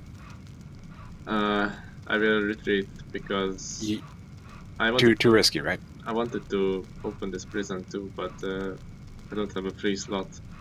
I can't delete any of my heroes. I need them all for my chain. Mm-hmm. Of course, one possibility, one thing that could be done here is to use Tiva to scout out what's how many Ogre Magi that is, but well, but I need Olema for the chain, so I can't do that. Well, what I was thinking is like, once again, this was something that came to mind. I obviously wouldn't recommend using this. You could transfer your army to Tazar with Tiva, hit the Ogre Magi, see how many there are, and then if it's something you want to fight, then get Tazar to hit the Ogre Magi, then open up the prison, then hit the Imp Cache, and then use that prison hero to move it back over to that other hero beside the Learning Stone. That is, in theory, something that could be good, but I would be using movement on Tazar. Yeah, exactly, and that's the obvious trade-off, which is why I said probably wouldn't make sense to do that. But yeah, I'm just saying, if somebody else were in your shoes, then that is one way that they could have checked out how many Ogre Magi there are. That was in fact 4 by 7 or so, minus like 2, so that's like what, 26. Yeah, there were like roughly 26 Ogre Magi there. It probably would have been doable. But of course, there was no way of knowing, and if it were like a super high-level hero, then that could have caused some problems in this, in trying to win that fight. So yeah. All right.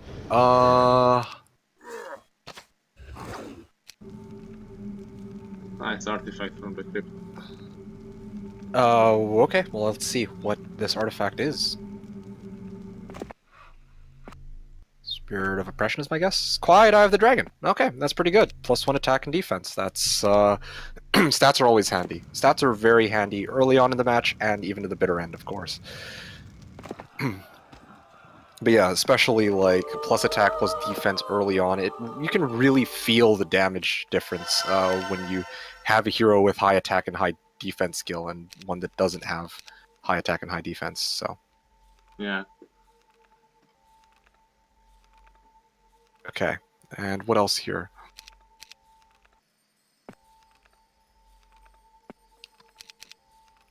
I think Dave is playing this way too slow, but maybe with this type of map, it could be fine. Well, the thing is, Rito, okay, so let's say for a second that Dave actually is playing this way too slow. How would you approach this map then? What method would you have of playing it any quicker? And at that, like, you gotta understand, like, yeah, alright, if you're trying to force a 117 break, then this might not be the approach for doing so. But at the same time, not every map is geared for a 117 break. Like, what's the end goal, right? Like, okay, you want to play this map quicker, then what? You want to break 1-2-1? You want to break 1-2-2? Is that what you're going for? If so, then you actually have to have a solid plan rather than saying like, okay, yeah, you could be playing this faster.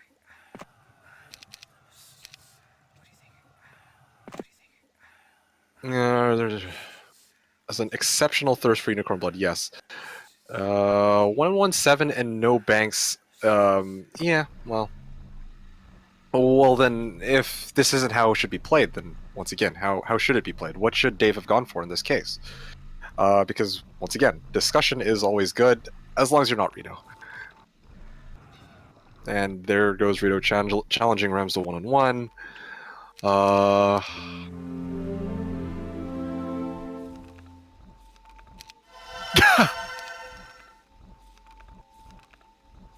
Yep, police. I'd imagine that's probably what he's thinking. But oh well. Yeah, Valhallen's like Rito's plan. Just chain it. Don't know from where and how.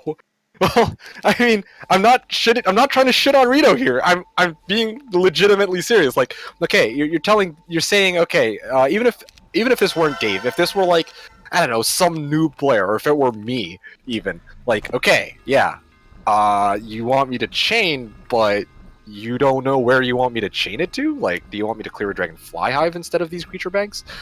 Do you want me to go and get, like, I don't know, the Knoll Huts, which were already taken?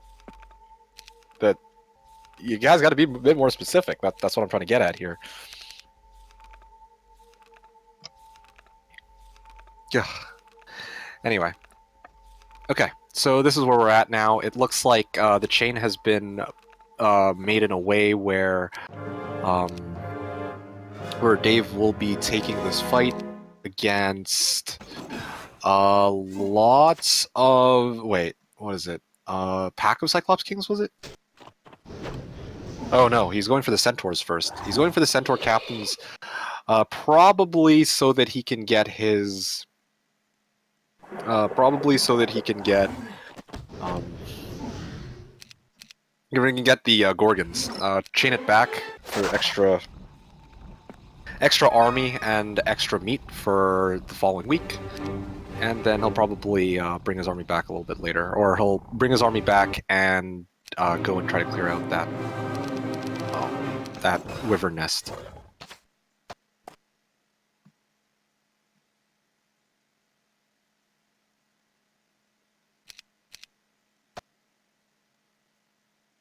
Yeah, so you're trying to have a discussion. Yeah, this is the thing.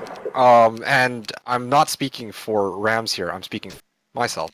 I'm asking you questions as to, it's like, okay, well, if we're having a discussion, then yeah, like, go ahead, give your feedback. But you can't just be like, hey, yeah, you should do it differently, and then actually not say how you would do it differently. It's kind of, it feels kind of backwards almost. Where external dwellings don't accumulate. Yes, that's right. So Dave can't just sit there and be like, oh, I'm gonna let this external dwelling stack up Gorgons. He's gonna have to pick it up this week or let it slide, and he is, of course, choosing to bring it back. Probably because he needs that, or he probably wants it to get some more meat shields. So there's that. Yeah. There's having...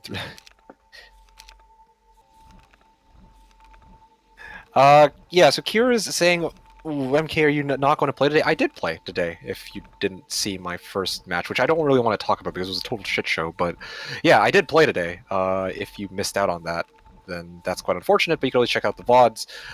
It was a coaching session by the AI for me, so there was that. And we decided to try and close off today's stream by trying something a little bit different, aka watching Dave play Jebus, with me commentating in the background, asking questions, and having a discussion. And I have to be honest, I'm kind of liking the way that this is going so far. I should probably do this a little bit more often. But yeah. I saw the roller coaster. Yeah, well, there you go. Yes, M. Hardy. I'm trying to teach Dave how to lose to the AI. So I guess this is the Dave settled for doing. It looks to me like he's going to clear out this dragonfly hive. Are you sure you have enough to clear out the dragonfly hive and then go straight for the wyvern nest right after that? Probably not. I will have to buy another hero. But are you sure another hero can even clear the Cyclops Kings? Well, I will not clear the Cyclops Kings with a scout hero, of course. I will try to breach with the Tsar, at least to the Cyclops. Oh, I see. So you're going to... Okay, I see what you're going to do. So you're going to clear out this Dendroid fight.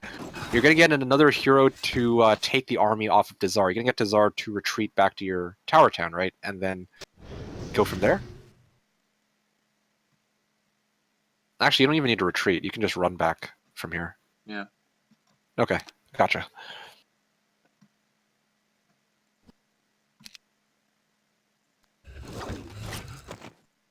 So yeah, Kira, indeed, I did play today, and now it's not the time to play, but to actually listen to somebody else play. And to be honest, I've been looking forward to doing this for over a month now.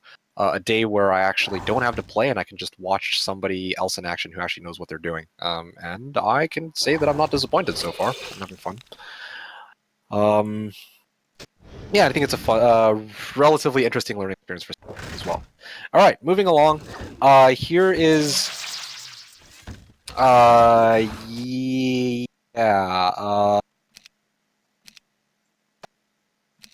the ETF is the mage rebuilding in HW. I'm not going to get into that right now, but it's interesting. It allows you to cycle through spells if all the spells in your mage guild kind of suck, but you can only do it after you get to mage level 5, by my understanding. So there's that.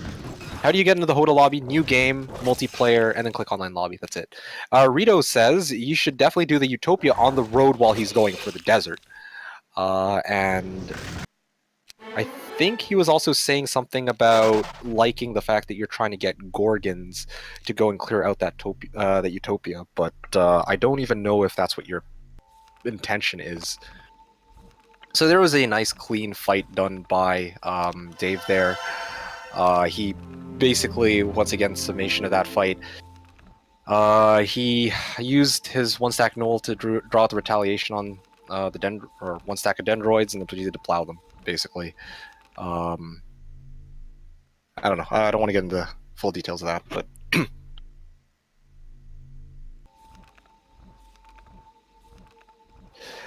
Dave, I got a question quickly. How do you rebuild a mage guild?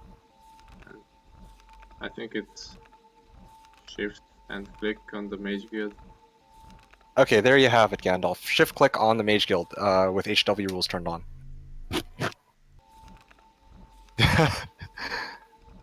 I'm assuming that Gandalf was not trying to posit that in a rude way. All right.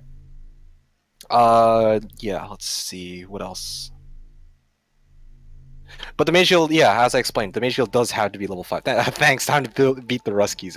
Well, you go have fun with that. Good luck. Yeah, yeah. So basically that. So here we have Shiva getting bought out for this upcoming fight, and in fact, it is nice that it is a barbarian. That might be good. I'm guessing that Dave is trying to calculate the exact amount of distance that he needs to move to get to the wyvern nest. I presume that's the last stop that you want to make on this turn. Yeah. Okay. So I'm guessing you're thinking like, all right, should I go and grab the Mercury and the treasure chest on my way back, grab the gold as well off the treasure chest, or even XP, then get Shiva to clear out the Dragonfly Hive, but we save for a bit of movement, yada yada yada. They always end up with better spells than me. I don't know how to use the feature. Well, there you go. Rebuild a mage shield. Yes, it's a feature that comes with the HW plugin. How do I update it? I don't know. Oh, yeah, exactly what other people were saying. Hey, Yellen, how's it going?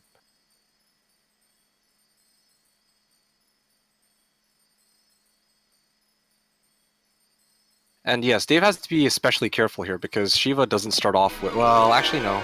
No. Shiva has a decent amount of movement. Never mind. Carry on.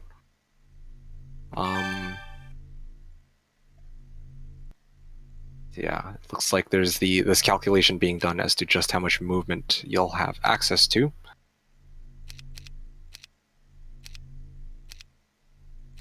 Okay.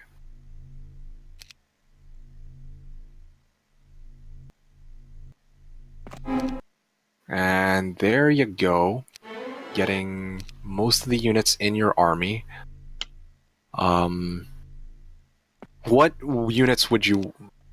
Well, I guess we're gonna find out in a second anyway. So yeah, they're going straight for the nulls, it looks like, and Dave's not even gonna bother trying to switch it up off of quick combat, probably because his assumption is that he won't do any better than that,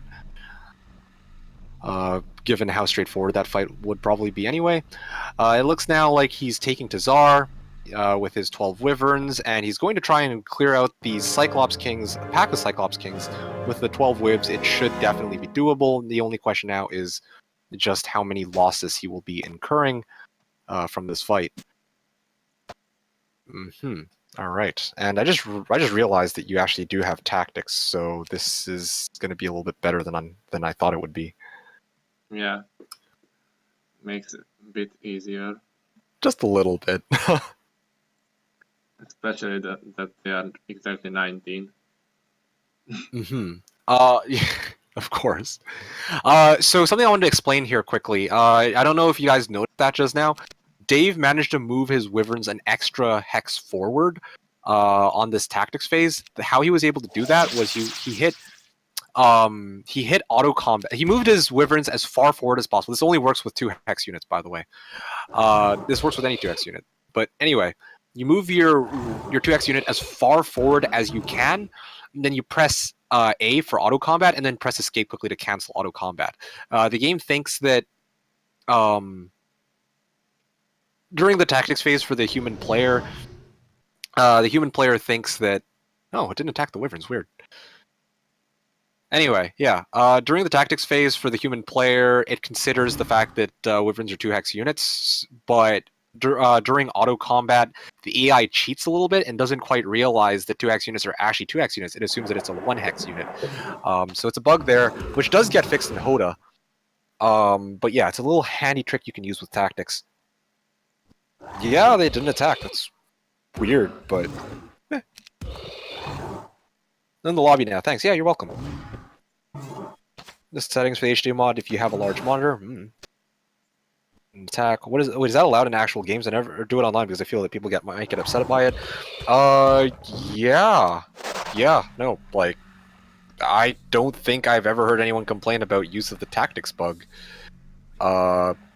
Not even WCL, and that's the first group of people I think that would be upset about that. Anyway, yes, masterfully done fight by Dave. 10 nulls, lost. That's enough steps.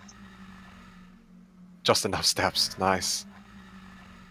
Of course, worst case scenario, you could have just dismissed a hero and then brought, like... yeah, but... No, good not obviously it's... More money. Yeah, it's good not to waste gold. No, obviously, but I'm just saying, like, it's not. There would have been other options. Anyway, what was I getting at here? What was I talking about? Yeah, regarding this. Yeah, so the last fight that he took, basically, he lost 10 nulls in a Serpent Fly. Serpent Fly to cut off the top stack because they got their move second. Then the Wyverns. Or 1 stack of wyverns got to move in between the 2 big Cyclops King stacks. And then the last stack went and dealt with the bottom Cyclops King stack. So, yeah, pretty straightforward. He used the nulls also to bait out the hit from the Cyclops Kings. Negligible losses overall for what it is that he's just gotten. He's gotten a Wyvern Nest now, which is... Okay, so he got, first of all, the... Buckler, I don't know what it's called, Target of the Rampaging Ogre or some shit. Yeah, Target of the Rampaging Ogre. Yeah, Target of the Rampaging Ogre, but more importantly, and of course the main highlight of this play that he just made, he got a Wyvern Nest. So this Wyvern Nest will give him 2 wyverns off of the Wyvern Nest itself. It'll also give him an additional 2 wyverns, 1 in his main town and 1 in his side town, which has the Wyvern Nest built. So... Yes, already we can see the kind of tempo that Dave has created for himself. He has 14 wyverns end of this week, or 117. He is getting an additional 2 wyverns from the wyvern nest sort of next week, along with an additional 4 wyverns from his main town. And you built a citadel in your side town, right? I built gorgons.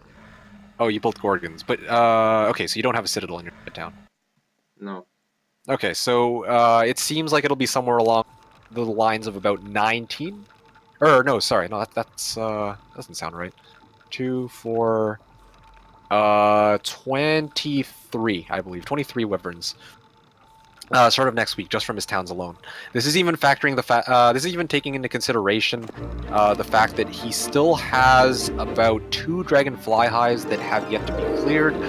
Once he clears out these dragonfly hives, he should be up to about 30 wivs at the very least, and that should allow him to easily make the break by 1, 2, 3 at the latest. So yeah, that's basically where we're at right now. So he's just moving his heroes, presumably picking up resources in preparation for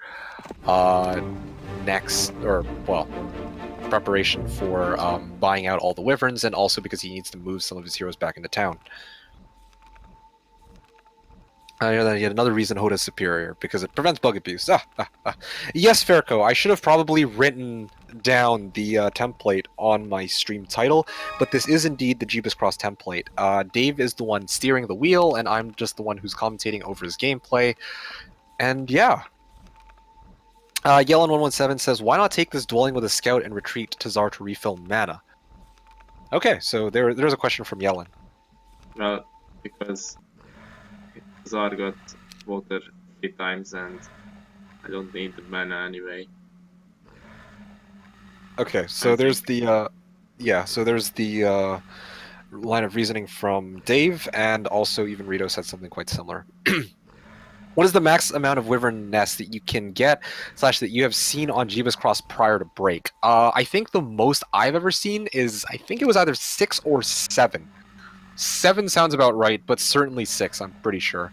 I've had 6, in fact, in some games. I can't remember which games, but I'm pretty sure I have had 6. I think my game against Rams that I actually won, that one I had 6 Dragonfly Hives.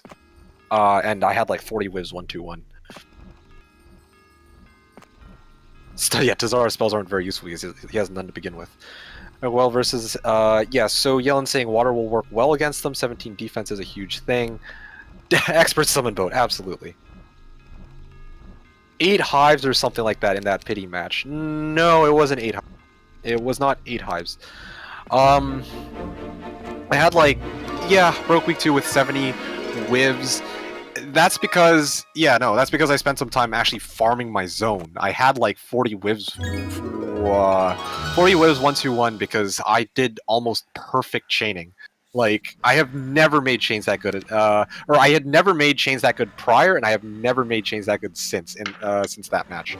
So, in that game, I started off with 40 wivs on start of week 2, and then I built up to like 70 wivs before I broke on like 1-2-4 or some shit. Yeah, that was a messed up match. What was that game with 50 plus minnows? Well, I didn't have Dragonfly Hives there. I think I had like 1 or 2. And I had a couple games with 50 plus minnows, but anyway. Yes, Cable defeated an entire army with it. Let me refire your passion. Oh, no. Forget that.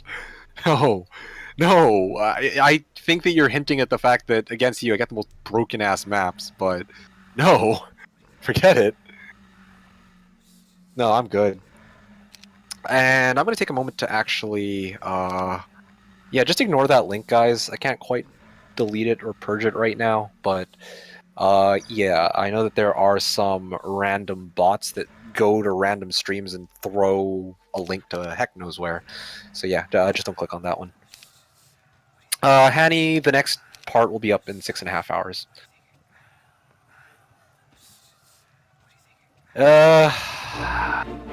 Yeah, well, all I know is against you I got some pretty messed up maps.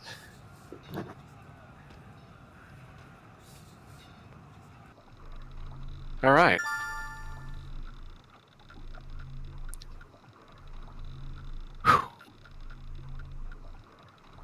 So I actually haven't been paying attention. So I'm guessing that all you've done is is that you've been picking up wyverns. Nothing else that I've missed out on, right? Yeah, and money. Yeah, so mostly just money, wivs. Probably deciding how he's gonna get the wivs from his side town over to... I don't know which hero that is. Okay, hold on a second. You dismissed Alkin. Why did you do that? Couldn't you have just grabbed resources and moved them back into... Oh, no. I will need the slot. You need the slot inside that fortress town? What do you mean? I will need I need to bring out Fiona this turn. Yeah, and what I'm saying is that hero that you just dismissed, right? I can't remember. Was it Alkin? Yeah, Alkin. Alkin still had full movement. He could have actually made it back into the fortress town, and you could have just subbed him out for Fiona. Yes, but I think it was worth to pick up the windmills for gold. Oh, I see. So you actually moved Alkin to the water wheels. Okay, I missed that. My bad. All right, carry on. So yeah, I'm guessing that with Fiona, the play here now, or the plan here, is that you're going to take the wyverns and the gorgons from this town, and you're going to transfer it directly over. Am I correct? Ah, thank you, nobody, Yes. by the way. Okay.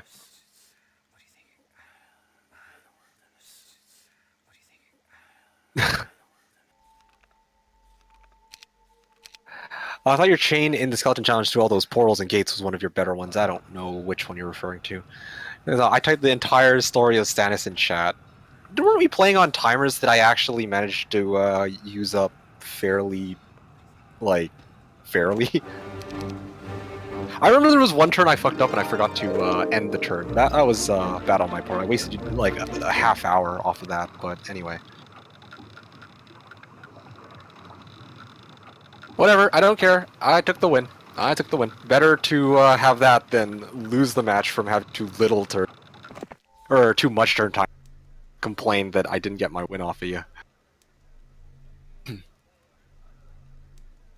Oh, you're not talking about the pity match. Oh, my mistake. Oh, yeah. Okay, well, you're talking about the the Rito match. That was something else, even I have to admit. So yeah. I'm guessing that you're trying to figure out now what the best way to clear out the Dragonfly Hive, which is like 2 turns out, is going to be. I will try to clear both hives and go for the top. On the start of the next turn, I'm guessing, or by the end of the next turn. Yeah. And I will need to upgrade my Gorgons, so I will have mighty Gorgons in the top. Alright. Because I don't have offense on my main. And that sucks. So something I wanted to bring up quickly. It seems like it's almost 6 o'clock my time. You know what that means. I think that a good ending point would be when you make the break, yeah? Yes. Alright. Pumped for these matches, man. It's noob weekend in Modern Warfare 2. I'm ready for this shit.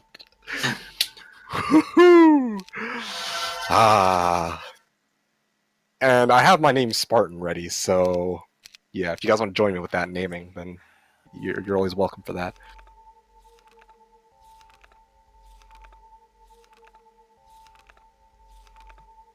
Can I join Modern Warfare 2? We'll see how many people we have. We have me, Dave. I presume Durai will be here. Ramsrock, West, and I think those are our current 5. With you, that makes 6. I don't know if anybody else is joining. Maybe nobody is joining, actually. That'll be about 6 people. It was amazing last week. Tag team. Which one were you talking about? Which fuckers were you talking about? There were quite a few, to be honest. But yeah, alright. So, as you can see here, it looks to me like Dave is... Yeah, so Dave built a marketplace on all of his towns to get the best rate possible for buying out his units. Because he does have a fair number of resources here. He has mercury, sulfur, crystals, and gems, and a fair bit of ore as well, but he's right now lacking in gold. And that's not to say he doesn't have gold on his map, but that's not what he's focusing on picking up right now, or right this turn. He's sending Tiva out to push as far north as possible. or at least he will in a second. But it looks like right now he's chaining his army. And have you made your decision as to whether you're going to break the champions or the red dragons? Will depend on the topes. Oh, you're going to do the topes as well. Yes, that's my plan. All right. Well, there you have it.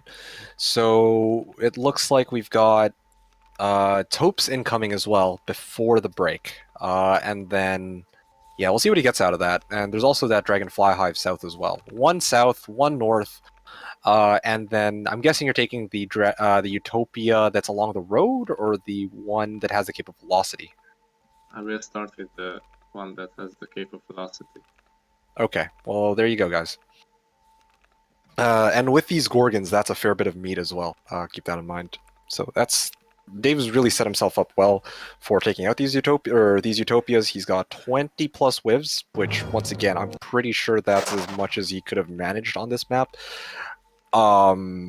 It's possible that he could have built a castle in one of his towns, but it wouldn't have made nearly as much sense as going for those Gorgons for the extra meat shields, which obviously is going to come in handy in a couple of seconds, or in a couple of minutes when he tries to go deal with those Utopias. So, having a random shield. Simul shielded them to death, yes.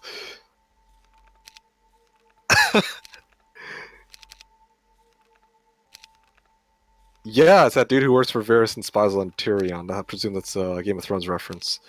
Okay. So, almost 4 o'clock my time AM. Well, thanks for sticking around, I guess.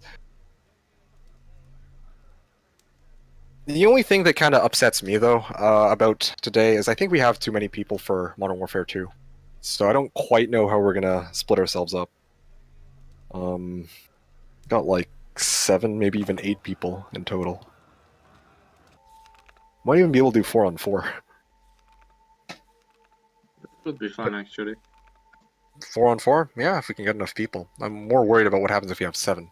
7 is a pretty shitty number, I'm not gonna lie. But yeah, anyway. Anyone want to play? For most of the people here, most of the people here are from Europe, so I'd imagine that it's way late to start a match. But yeah, somebody might take you up on that offer. I think Rito's usually down for a match in random odd times, so yeah, go bug him. I'm certainly not going to, though. After this, I'm going to be playing Modern Warfare 2 with the others, as per tradition. Join, then leave the party, create random parties. All right, fair enough. By the way, speaking of which, I want to quickly say, I quickly wanted to say this. For those who are new to the stream, particularly Pontus, thank you for checking out my stream so far. If you've been enjoying it so far, make sure to hit me a follow here on Twitch, Twitter, or Facebook. I stream Heroes of Might and Magic 3 every Saturday from 10 a.m. to 6 p.m. Pacific, or 1900, 3 o'clock Central European Time. I also have my YouTube channel at youtube.com/knownworld. For full-length 5-hour gameplays against the AI and past Twitch VODs.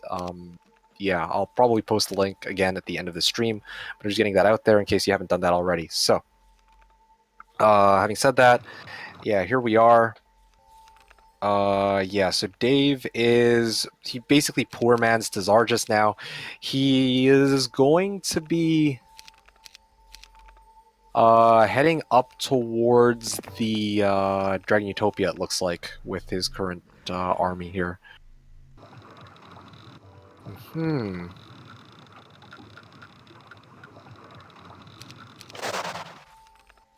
Yeah, so he has his heroes ready to go north to deal with the Dragonfly Hive, and to go south to deal with the Dragonfly Hive there as well. And then he also has this Cape of Velocity and Dragon Utopia coming up hot. And I think those are what he's settling for. It seems to me like the break is going to be done closer to about 1, 2, 3, if I were to guess. But yeah, he'll be in a very good position when he does make that break with the Cape of Velocity and whatever artifacts he gets out of the taupe. He does admittedly not have Expert Shield, but with Tazar's Expert Armor and Armor Specialty at level 12, I think it should be not just doable, but manageable, whatever losses he gets. Honestly, any benefit to following me on Twitter? Well, I mean, I don't post anything too crazy on Twitter, but once again, not everybody has Facebook. Some people actually have Twitter, but not Facebook. It's just a means of telling people, like, yo, guys, I'm going to be streaming, because some people actually need the reminder, since sometimes people forget, right? So, yeah. Plug into a soundboard. Yeah. Upload a new video on YouTube tonight, as Paul has said, after my stream is done. So yeah, 6 hours from now. People keep asking. 6 hours from now. That's all you guys need to wait, and it will be released. 6.5, I guess, but 4 dragons. Yes, so time to get 4 dragon scale armors.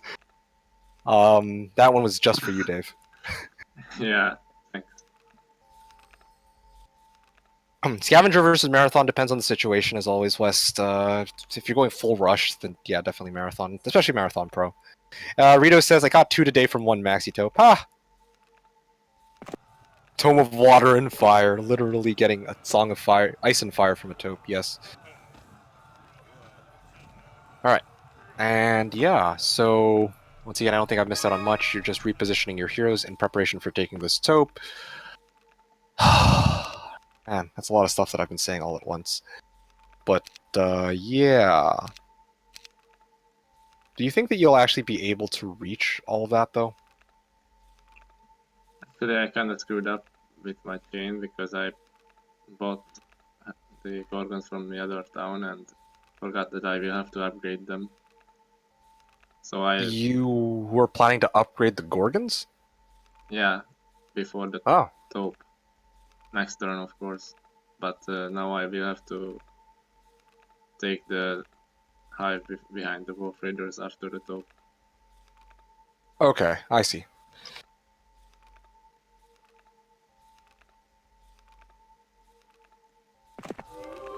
Yes, Gandalf, I'm questioning Dave. That's kind of the purpose of today's, of this match here. Especially, I think, because a lot of people complain that Dave never bothers to do commentary while he plays serious matches. So this is a nice opportunity for people to actually come out, or those people to come out and for once be like, all right, so these are the questions I want to ask Dave as he plays. Let's ask them. Granted, people who probably should be taking advantage of them haven't said much. Oh well. It is what it is. Alright, so here it is, 1-2-2. Probably the most, or what'll probably be the most interesting turn of the game, as of up until now. Bar 117. Yeah, Mighty Gorgons, I see. So that's why you built the resource silo. I didn't even... Well, actually, I hadn't seen that you grabbed the resource silo, but anyway.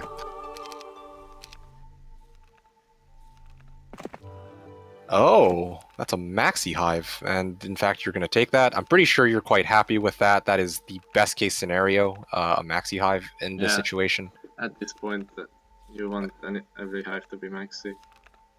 Yes, yes. So Dave now has a total of 32 wyverns, 1-2-2. If he had wanted to, he could have pushed Azar in position to have broken this turn at this point, but once again, he's delaying his break a little bit so that he can get, actually get the Cape of Velocity and the Dragon Utopia here, and then he's also probably going to pick up that Dragonfly Hive on his way to the break, and maybe even the Dragon Utopias, because there's 2 there, depending probably on what he gets out of this taupe. Yeah, because if it turns out to be like a really good taupe with like lots of attack and defense, then it might be worth doing the other ones as well. I'm guessing that that's the correct thought process, yeah? Yes. Okay. Yeah, that's good. Watching Dave wreck is... I mean, that's the thing. Some people, namely Rams, you, myself, are quite content with watching Dave go fuck shit up. That's fine. But there are some people who actually want to know what's going on, and this is a chance to actually see what's going on. Yes, I do have Heroes 1 through 5 on GOG. Why is that, Ramsrock? There's going to turn into serious matches. That's why we're watching him play AI with some serious bug exploits. Yes, yes indeed, please.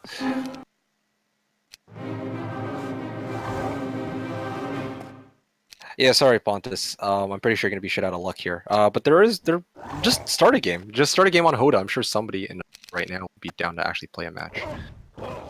Barely managed 140%. Not really experienced enough to ask decent questions. That's okay. I mean, you don't have to ask decent questions. I mean, it's either asking random questions or trying to give Dave the good old, oh yeah, you should probably be trying to clear the map faster. But how that's going to happen, I'm not entirely too sure. So you know what? Questions at that point are quite welcome, regardless of how silly they might. Playing Dota after midnight, playing Dota on any server. Free Russian lecture. Yeah, exactly. Free Russian lecture. That's the best way to look at it. Take your mouse from the screen. Oh shoot, sorry about that. I put my mouse on the screen previously because I wanted to, I was trying to, like, move my mouse around where I wanted to draw attention to Dave's screen, but I guess I don't need to do that anymore. Could I borrow?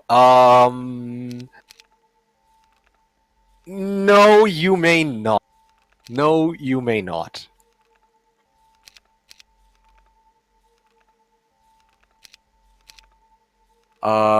Yeah. Hold on a sec. Okay, good.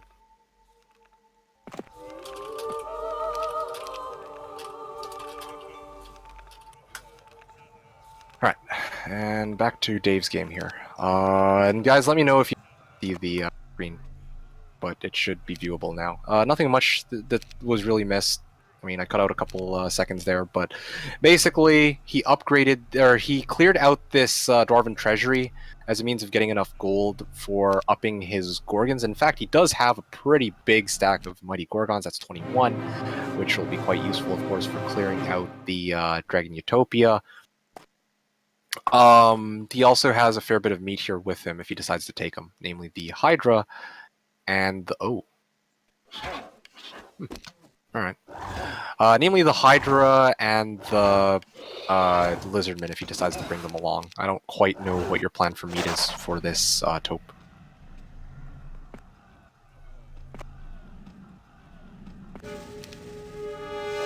Okay, so it's a lot taupe, but not maxi. I see. So I will bring what I brought with myself here to soak up the damage. Okay. Well, let's actually take a good look here. I don't really need the Hydra here because I didn't even build Oh, it in the town. what about the gnolls? Do you need the gnolls? No, I have some more in the town. For the next stove. I meant for the... Oh, okay, I see. Alright, well, there you go. See, guys, basilisks and gnolls at meat shields, presumably, as well as lizardmen and this Hydra. So, 4 good options that the dragons are presumably going to focus on over the 2 big power stacks. Those power stacks being the Wyverns and the Mighty Gorgons. Although, hitting the Mighty Gorgons wouldn't be such a big loss, but it's probably... the Mighty Gorgons probably aren't going to be their main target for obvious reasons. And notice the positioning on these units here. Okay, so it is a second to highest cons here. And notice the positioning once again on these units. He made sure to move the lizard. I'm assuming this on purpose. Dave moved the lizardmen to slot 5 to push them on the far right side. This puts them between the basilisks, the Hydra, and the serpentfly, which are all expendable. Yeah, right? Yes, no?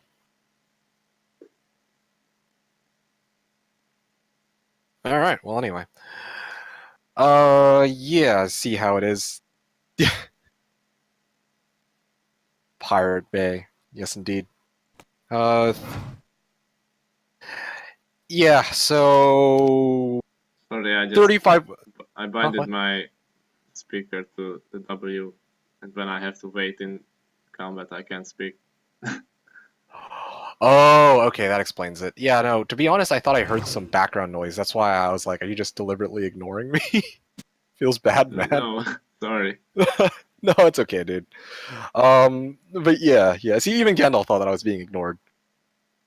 But yeah, Ramsrock is saying 35 whivs on this shitty map, Kappa. Yep, that's right. 21 Gorgons didn't get a single. That's their story of my life. That's really sad. That sucks.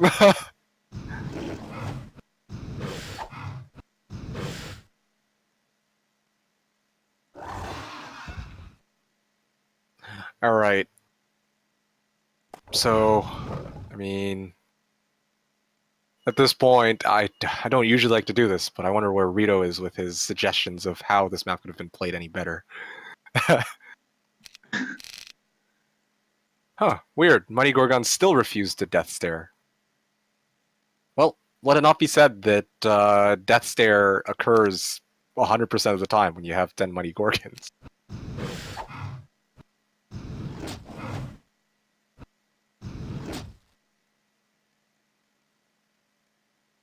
Yeah, you know, I just taking a step away from the what are they called? From this match for a second. I just don't understand why. I don't understand why sea dogs are a thing. Like, it just doesn't make sense, this accurate shot crap. So like a pirate fires like, I don't know what they fire out of their guns. Let's say a bullet, and it hits a gold dragon, they just die. Like, what the frick? This even works on like Azure and Crystal Dragons. Like, it just makes zero sense. You think like dragons can survive getting hit by regular pirates, but then as soon as they become sea dogs, it's like, oh shit, yeah, we got, I don't know, what do? They shoot you in the head or something, and then that's an immediate kill on the dragon and archangel. Like, I don't know. This game makes no sense. I think it's even worse for Titans. That's the one that makes the least sense to me. But anyway, whatever. I'm going off topic. I digress. So yeah, easy fight, straightforward. Nothing much to be said here. The main losses were the Hydra. I didn't actually see everything that you lost, and oh my goodness, that's actually not a bad taupe at all. Of course, there were duplicate shields, but hey, you know what? You did get a +4. I take it. It's not... Yeah, I think that's good enough, to say the least. So, okay, not bad at all. So at this point, I don't know if you plan to wait in town to get max mana. Actually, I don't even think you built a Mage Guild in hindsight. I didn't in the meantime. Okay, well, it looks like, yeah, Dave managed to clear out that taupe. Easy peasy. He still has the important stacks in his army intact, namely the Whivs, the Gorgons, and a fair bit of Gnolls in case he ever needs them as meat shields. Main losses, the Hydra, the Serpentfly, a bunch of the Lizardmen, and the Basilisks. So yeah, in the upcoming fight, it'll be significantly easier now that he has Dragon Scale Armor and Lion Shield of Courage. Dragon Scale Armor is +4 to attack and defense, for those who don't know, and Lion Shield of Courage is +4 to all stats. This totals up to a total of +8 attack, +8 defense, and +8 defense, which is going to be a lot more damage. That's like, what, an extra 16%? I don't know. I don't want to do the math right now. But that's a good amount of damage, and that is additional damage reduction, making it, or which will make it easier, for him to preserve his remaining meat shields in some of these Dragonfly Hive, or in these Dragon Utopia fights. Yeah, so here's an interesting question from these. Why even bring archers into that dragon fight, really?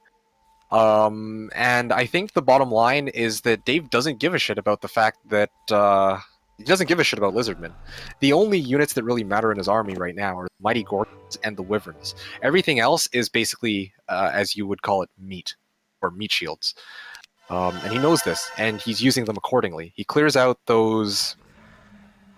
he clears out the fight, and he's thinking to himself, alright, or he's taking the fight and he's thinking to himself, alright, well, okay, if I lose Lizardmen, if I keep the Lizardmen, I can use them as shooters later, but it's not necessary. I can totally just sack them as additional, health, and that's exactly what he set out to do. So yeah. I've heard of, David versus Goliath, yeah, and who the hell binds a key to W? Well, apparently Dave. I'm telling you, MK, that shit only happens for you. Well, explains a lot of things. Yeah. MK made an okay chart. Yeah, Rampart in particular. Okay chart which explains what to do in a 200% situation. Yeah. Just for Rampart. Yeah, specifically for Rampart. I'll find that video. Can you find the time for it as well? Yeah, so Ramsrock wants me to tell you that he demands another dragon scale armor from the next dope. Right, thank you. Go of OP. Yes, the trick AI. Nope. That's the vid. Yes. So Xexies is saying he didn't need all of them in that fight. He could have just as well put one null there to eat a retaliation. Yeah. Yeah. I'll let you try to justify that one if you want. Well, if you saw that they went for the Basilisk and the Lizard instead of the Gorgons, which is exactly what I wanted them to do. Because in the tops they really like to go for the Gorgons, even if you have like 20 plus. So I really wanted to preserve them, and archers are not really useful to me. And there you have it. That's the main explanation as to why he sacked the Lizardman there. How do you bind keys in HoMM3? Yeah, he was talking about Discord in particular. Your chart was right in the beginning, if I recall. It wasn't right at the beginning. I remember the structure of that video to some point. It was like, I did a bit of commentary, then I pulled up the chart a little bit later, and then yeah. Also, Zifod's raising the, I guess, dare I say, objective statement here. 5 to 6 hits taken on lizards instead of wyverns and gorgons, which, well, that's pretty good. A few things I hate about HoMM3. The forced hotkeys are horrible. I disagree. Well, I mean, the game's a bit dated, so yeah, forced hotkeys are a bit horrible, but they're not all bad. They make a fair bit of sense, if I'm being honest. To gain for the arrow where mice didn't have scroll wheels. I'd say hotkeys are okay, yes. So Lizardman took like 6 hits that would have been to the Gorgons, yes. Although the Gnolls could have maybe soaked up a fair bit of the hits. Actually, yeah, no. The 1-stack Gnolls wouldn't have lasted very long, straight up. 3 minutes into an hour-long video is right in the beginning. Well, not for some people. Some people, like, if it's on the first 5 seconds, then fuck it, not just closing down the video immediately. 3 hands to use hotkeys and mice, yes. Alright. So, yeah, chaining the army back. Basically, summing up the last couple of minutes, Dave cleared out the Dragonfly Hive with a hero who had all of the arties to prevent any more losses from occurring. Yes, he's now going here. He's clearing out the Obsidian Gargoyles, letting probably another hero grab these 2 piles of crystals. And whatever he gets out of this Dragon Utopia, hopefully will be useful. So yeah. And here we go. So... yeah, this time he's bringing in a bunch of random meat. He can afford to bring the air elementals with him because, well... you can bring the air elementals, but now I guess you value the extra meat over the potential morale. Well, yeah. Okay. I mean, Well, but yeah. well, I could leave them out, maybe. I don't know. It's a fair decision. It's a fair point that you made about morale. Yeah, because you lose 1 morale for it to gain an extra 125 health of meat shielding, and I don't quite know how much. I guess you can soak up an extra hit or 2. I don't know if that's worth it for the chance to get extra morale, though. I don't know. I guess it doesn't really matter too much, but pointing it up there anyway. Once again, the deliberate positioning, or there was deliberate positioning here, I'd imagine. The gnolls, or the big stack of gnolls, was placed directly under the lizardmen to actually try and bait the dragons into hitting the gnolls and the lizardmen, which is once again what exactly what Dave wants. And of course, the mighty gorgons don't do their little death gaze crap. But yeah, no.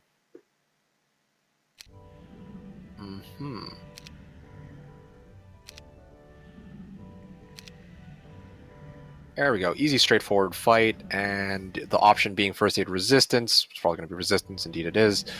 Lecture of the Dead Knight. Basically garbage out of this taupe, considering what has already been picked up. Once again, the objectives here: Teapot Hat or Helm of Heavenly Enlightenment, Sword of Judgment, like basically anything that doesn't involve the chest piece or the shield. Headgear is good. A better weapon would be good. Necklace of Swiftness or like Pendant of Courage would actually be useful here. But even then, it's not all bad. You can see now Dave is about to try and make the break. It looks like he's cleared 3 taupes in total. And once again, the taupe that he got the most out of was the original taupe, or the initial taupe that he had cleared. So yeah. At this point, it's going to be him up against the red dragons. I'd imagine that this is the turn that he will be going up against them. And there is air magic.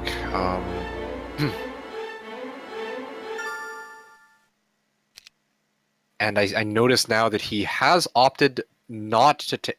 Oh wow, that box actually contained 15k XP. Oh shit.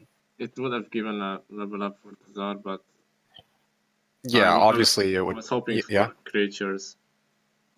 I see. Okay. Well, either way, you have a good side hero now too, which may or may not be handy for later.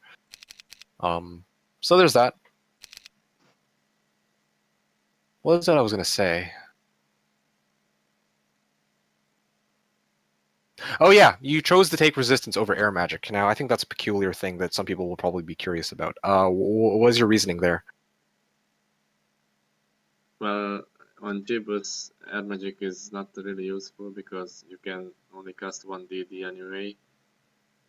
The only case when it would be useful is if Haste. I have expert haste and the opponent doesn't have red orb. I'm banking on getting yours later because it's crucial to have expert DP. Oh yeah, you haven't been offered expert earth. You don't have expert earth. Yeah. And here is Xyz is saying not mastery insanity. I don't quite know what you're referring to because Tazar has never been offered earth magic. If he got earth magic, Dave would have gotten it outright or picked it up outright.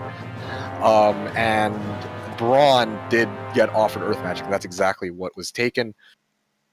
Of course, as long as you have basic earth magic, you can level it up later. If you get offered logistics, or sorry, if I recall correctly, Braun was offered, I think it was advanced earth or basic offense. In this case, it probably makes more sense to go for basic offense, just because, like, if you want to develop a second hero, then yeah, and you give him a box later, then you want him to have both expert earth magic and expert offense, right? So, earth magic, air magic. He skipped earth. He didn't. He got earth magic and then he avoided advanced earth magic. That's what he did. He already had earth magic.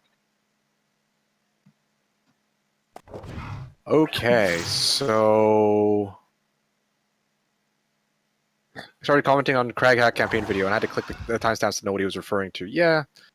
So up elemental to 1 null. HE scroll the map, just pan your one track. Yeah, so once again, I don't think there's really much to be said here in this fight in particular.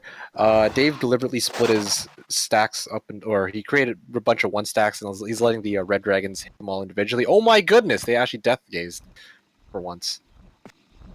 Oh no, Benny the Ballista went down. He had to die, sadly. No, he served you so well though. He was a really good servant. Yeah, he was. Like, you know how much damage he soaked up? And, for shame, Dave. How could you? But, yeah, I think that this is it, right? You've made your break. And if you want, I don't know what you're doing next week, but we can continue this and finish it off next stream. But if you don't want to, then that's totally okay as well. Pretty much done here. I mean, I could... Or if you're doing something else. I could show... I don't know. It might be cool to actually finish off and actually see your thought process as you clear the desert, because I think that's also where a number of us, me, actually struggle as well. Okay, we can do that next time. I guess. And we can wrap it up Yeah. now. So Oh, I haven't been talking to Discord, sorry.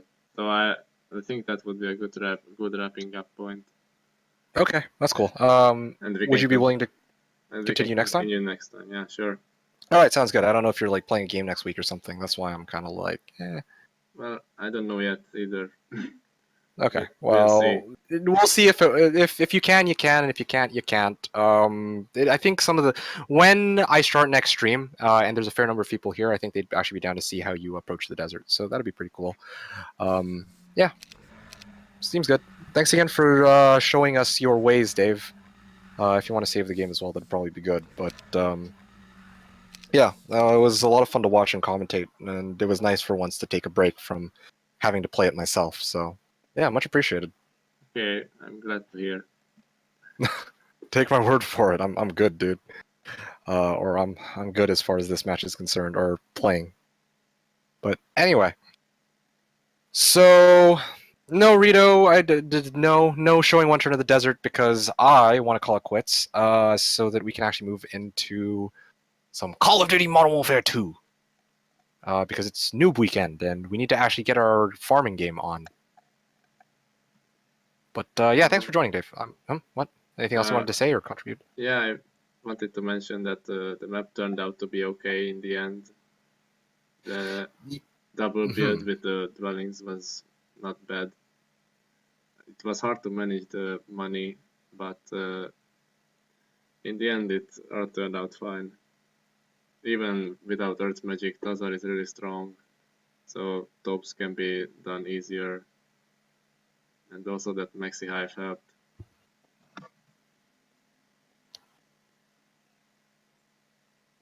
Okay, so just taking a step back here.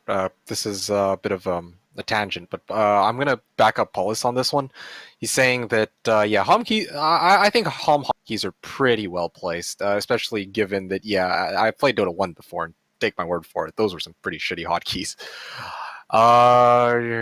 Okay, so because time doesn't matter in HoMM3, that's the other thing too. Yeah, so yeah, Rito, you were answering Rito, I think. That's what you were talking about, right? No, I just. That's what you were just saying. Like mulling it over to us and to yourself, I'm guessing. Yeah. Okay, sorry, my bad. Because Rito said map turned out okay because of double build. That was exactly pretty much what you said. I wasn't really reading the chat. Oh well, yeah, that's what he was saying. It turned out okay because of double build, but the break was still really late. Well, I mean, I took 2 tops before the break, so 1, 2, 3 is still not bad at all. I thought it was 3 topes. Wasn't it 3 topes, or was it just 2? It was 2. Okay, well, yeah, 2 topes, and 39 whivs on a break at end of 1, 2, 3. Once again, if Rito, you don't think that's good, then well, that's on you. Maybe you could have, dare I say, as an even though it might be insulting to Dave, maybe you could have done better, Rito. But once again, this is the way he played it out, and this is what he did with the map that was kind of meh-ish okay. So yeah, Tarnum was saying, so why is mass haste not worth it here on Jebus? Well, yeah. It takes a lot of time to get expert error at this point, and I didn't even have haste yet. And I just think it's worth to wait for the Earth. I mean, it's very rare that expert haste comes in handy. Well, I mean, not super rare, but sometimes it can. So my point is that getting expert there would be only in the later stages of the game, and by then it might not matter because Red Orb might be in the enemy's disposal or some stronger spells. So you would rather cast Implosion instead of Mass Haste.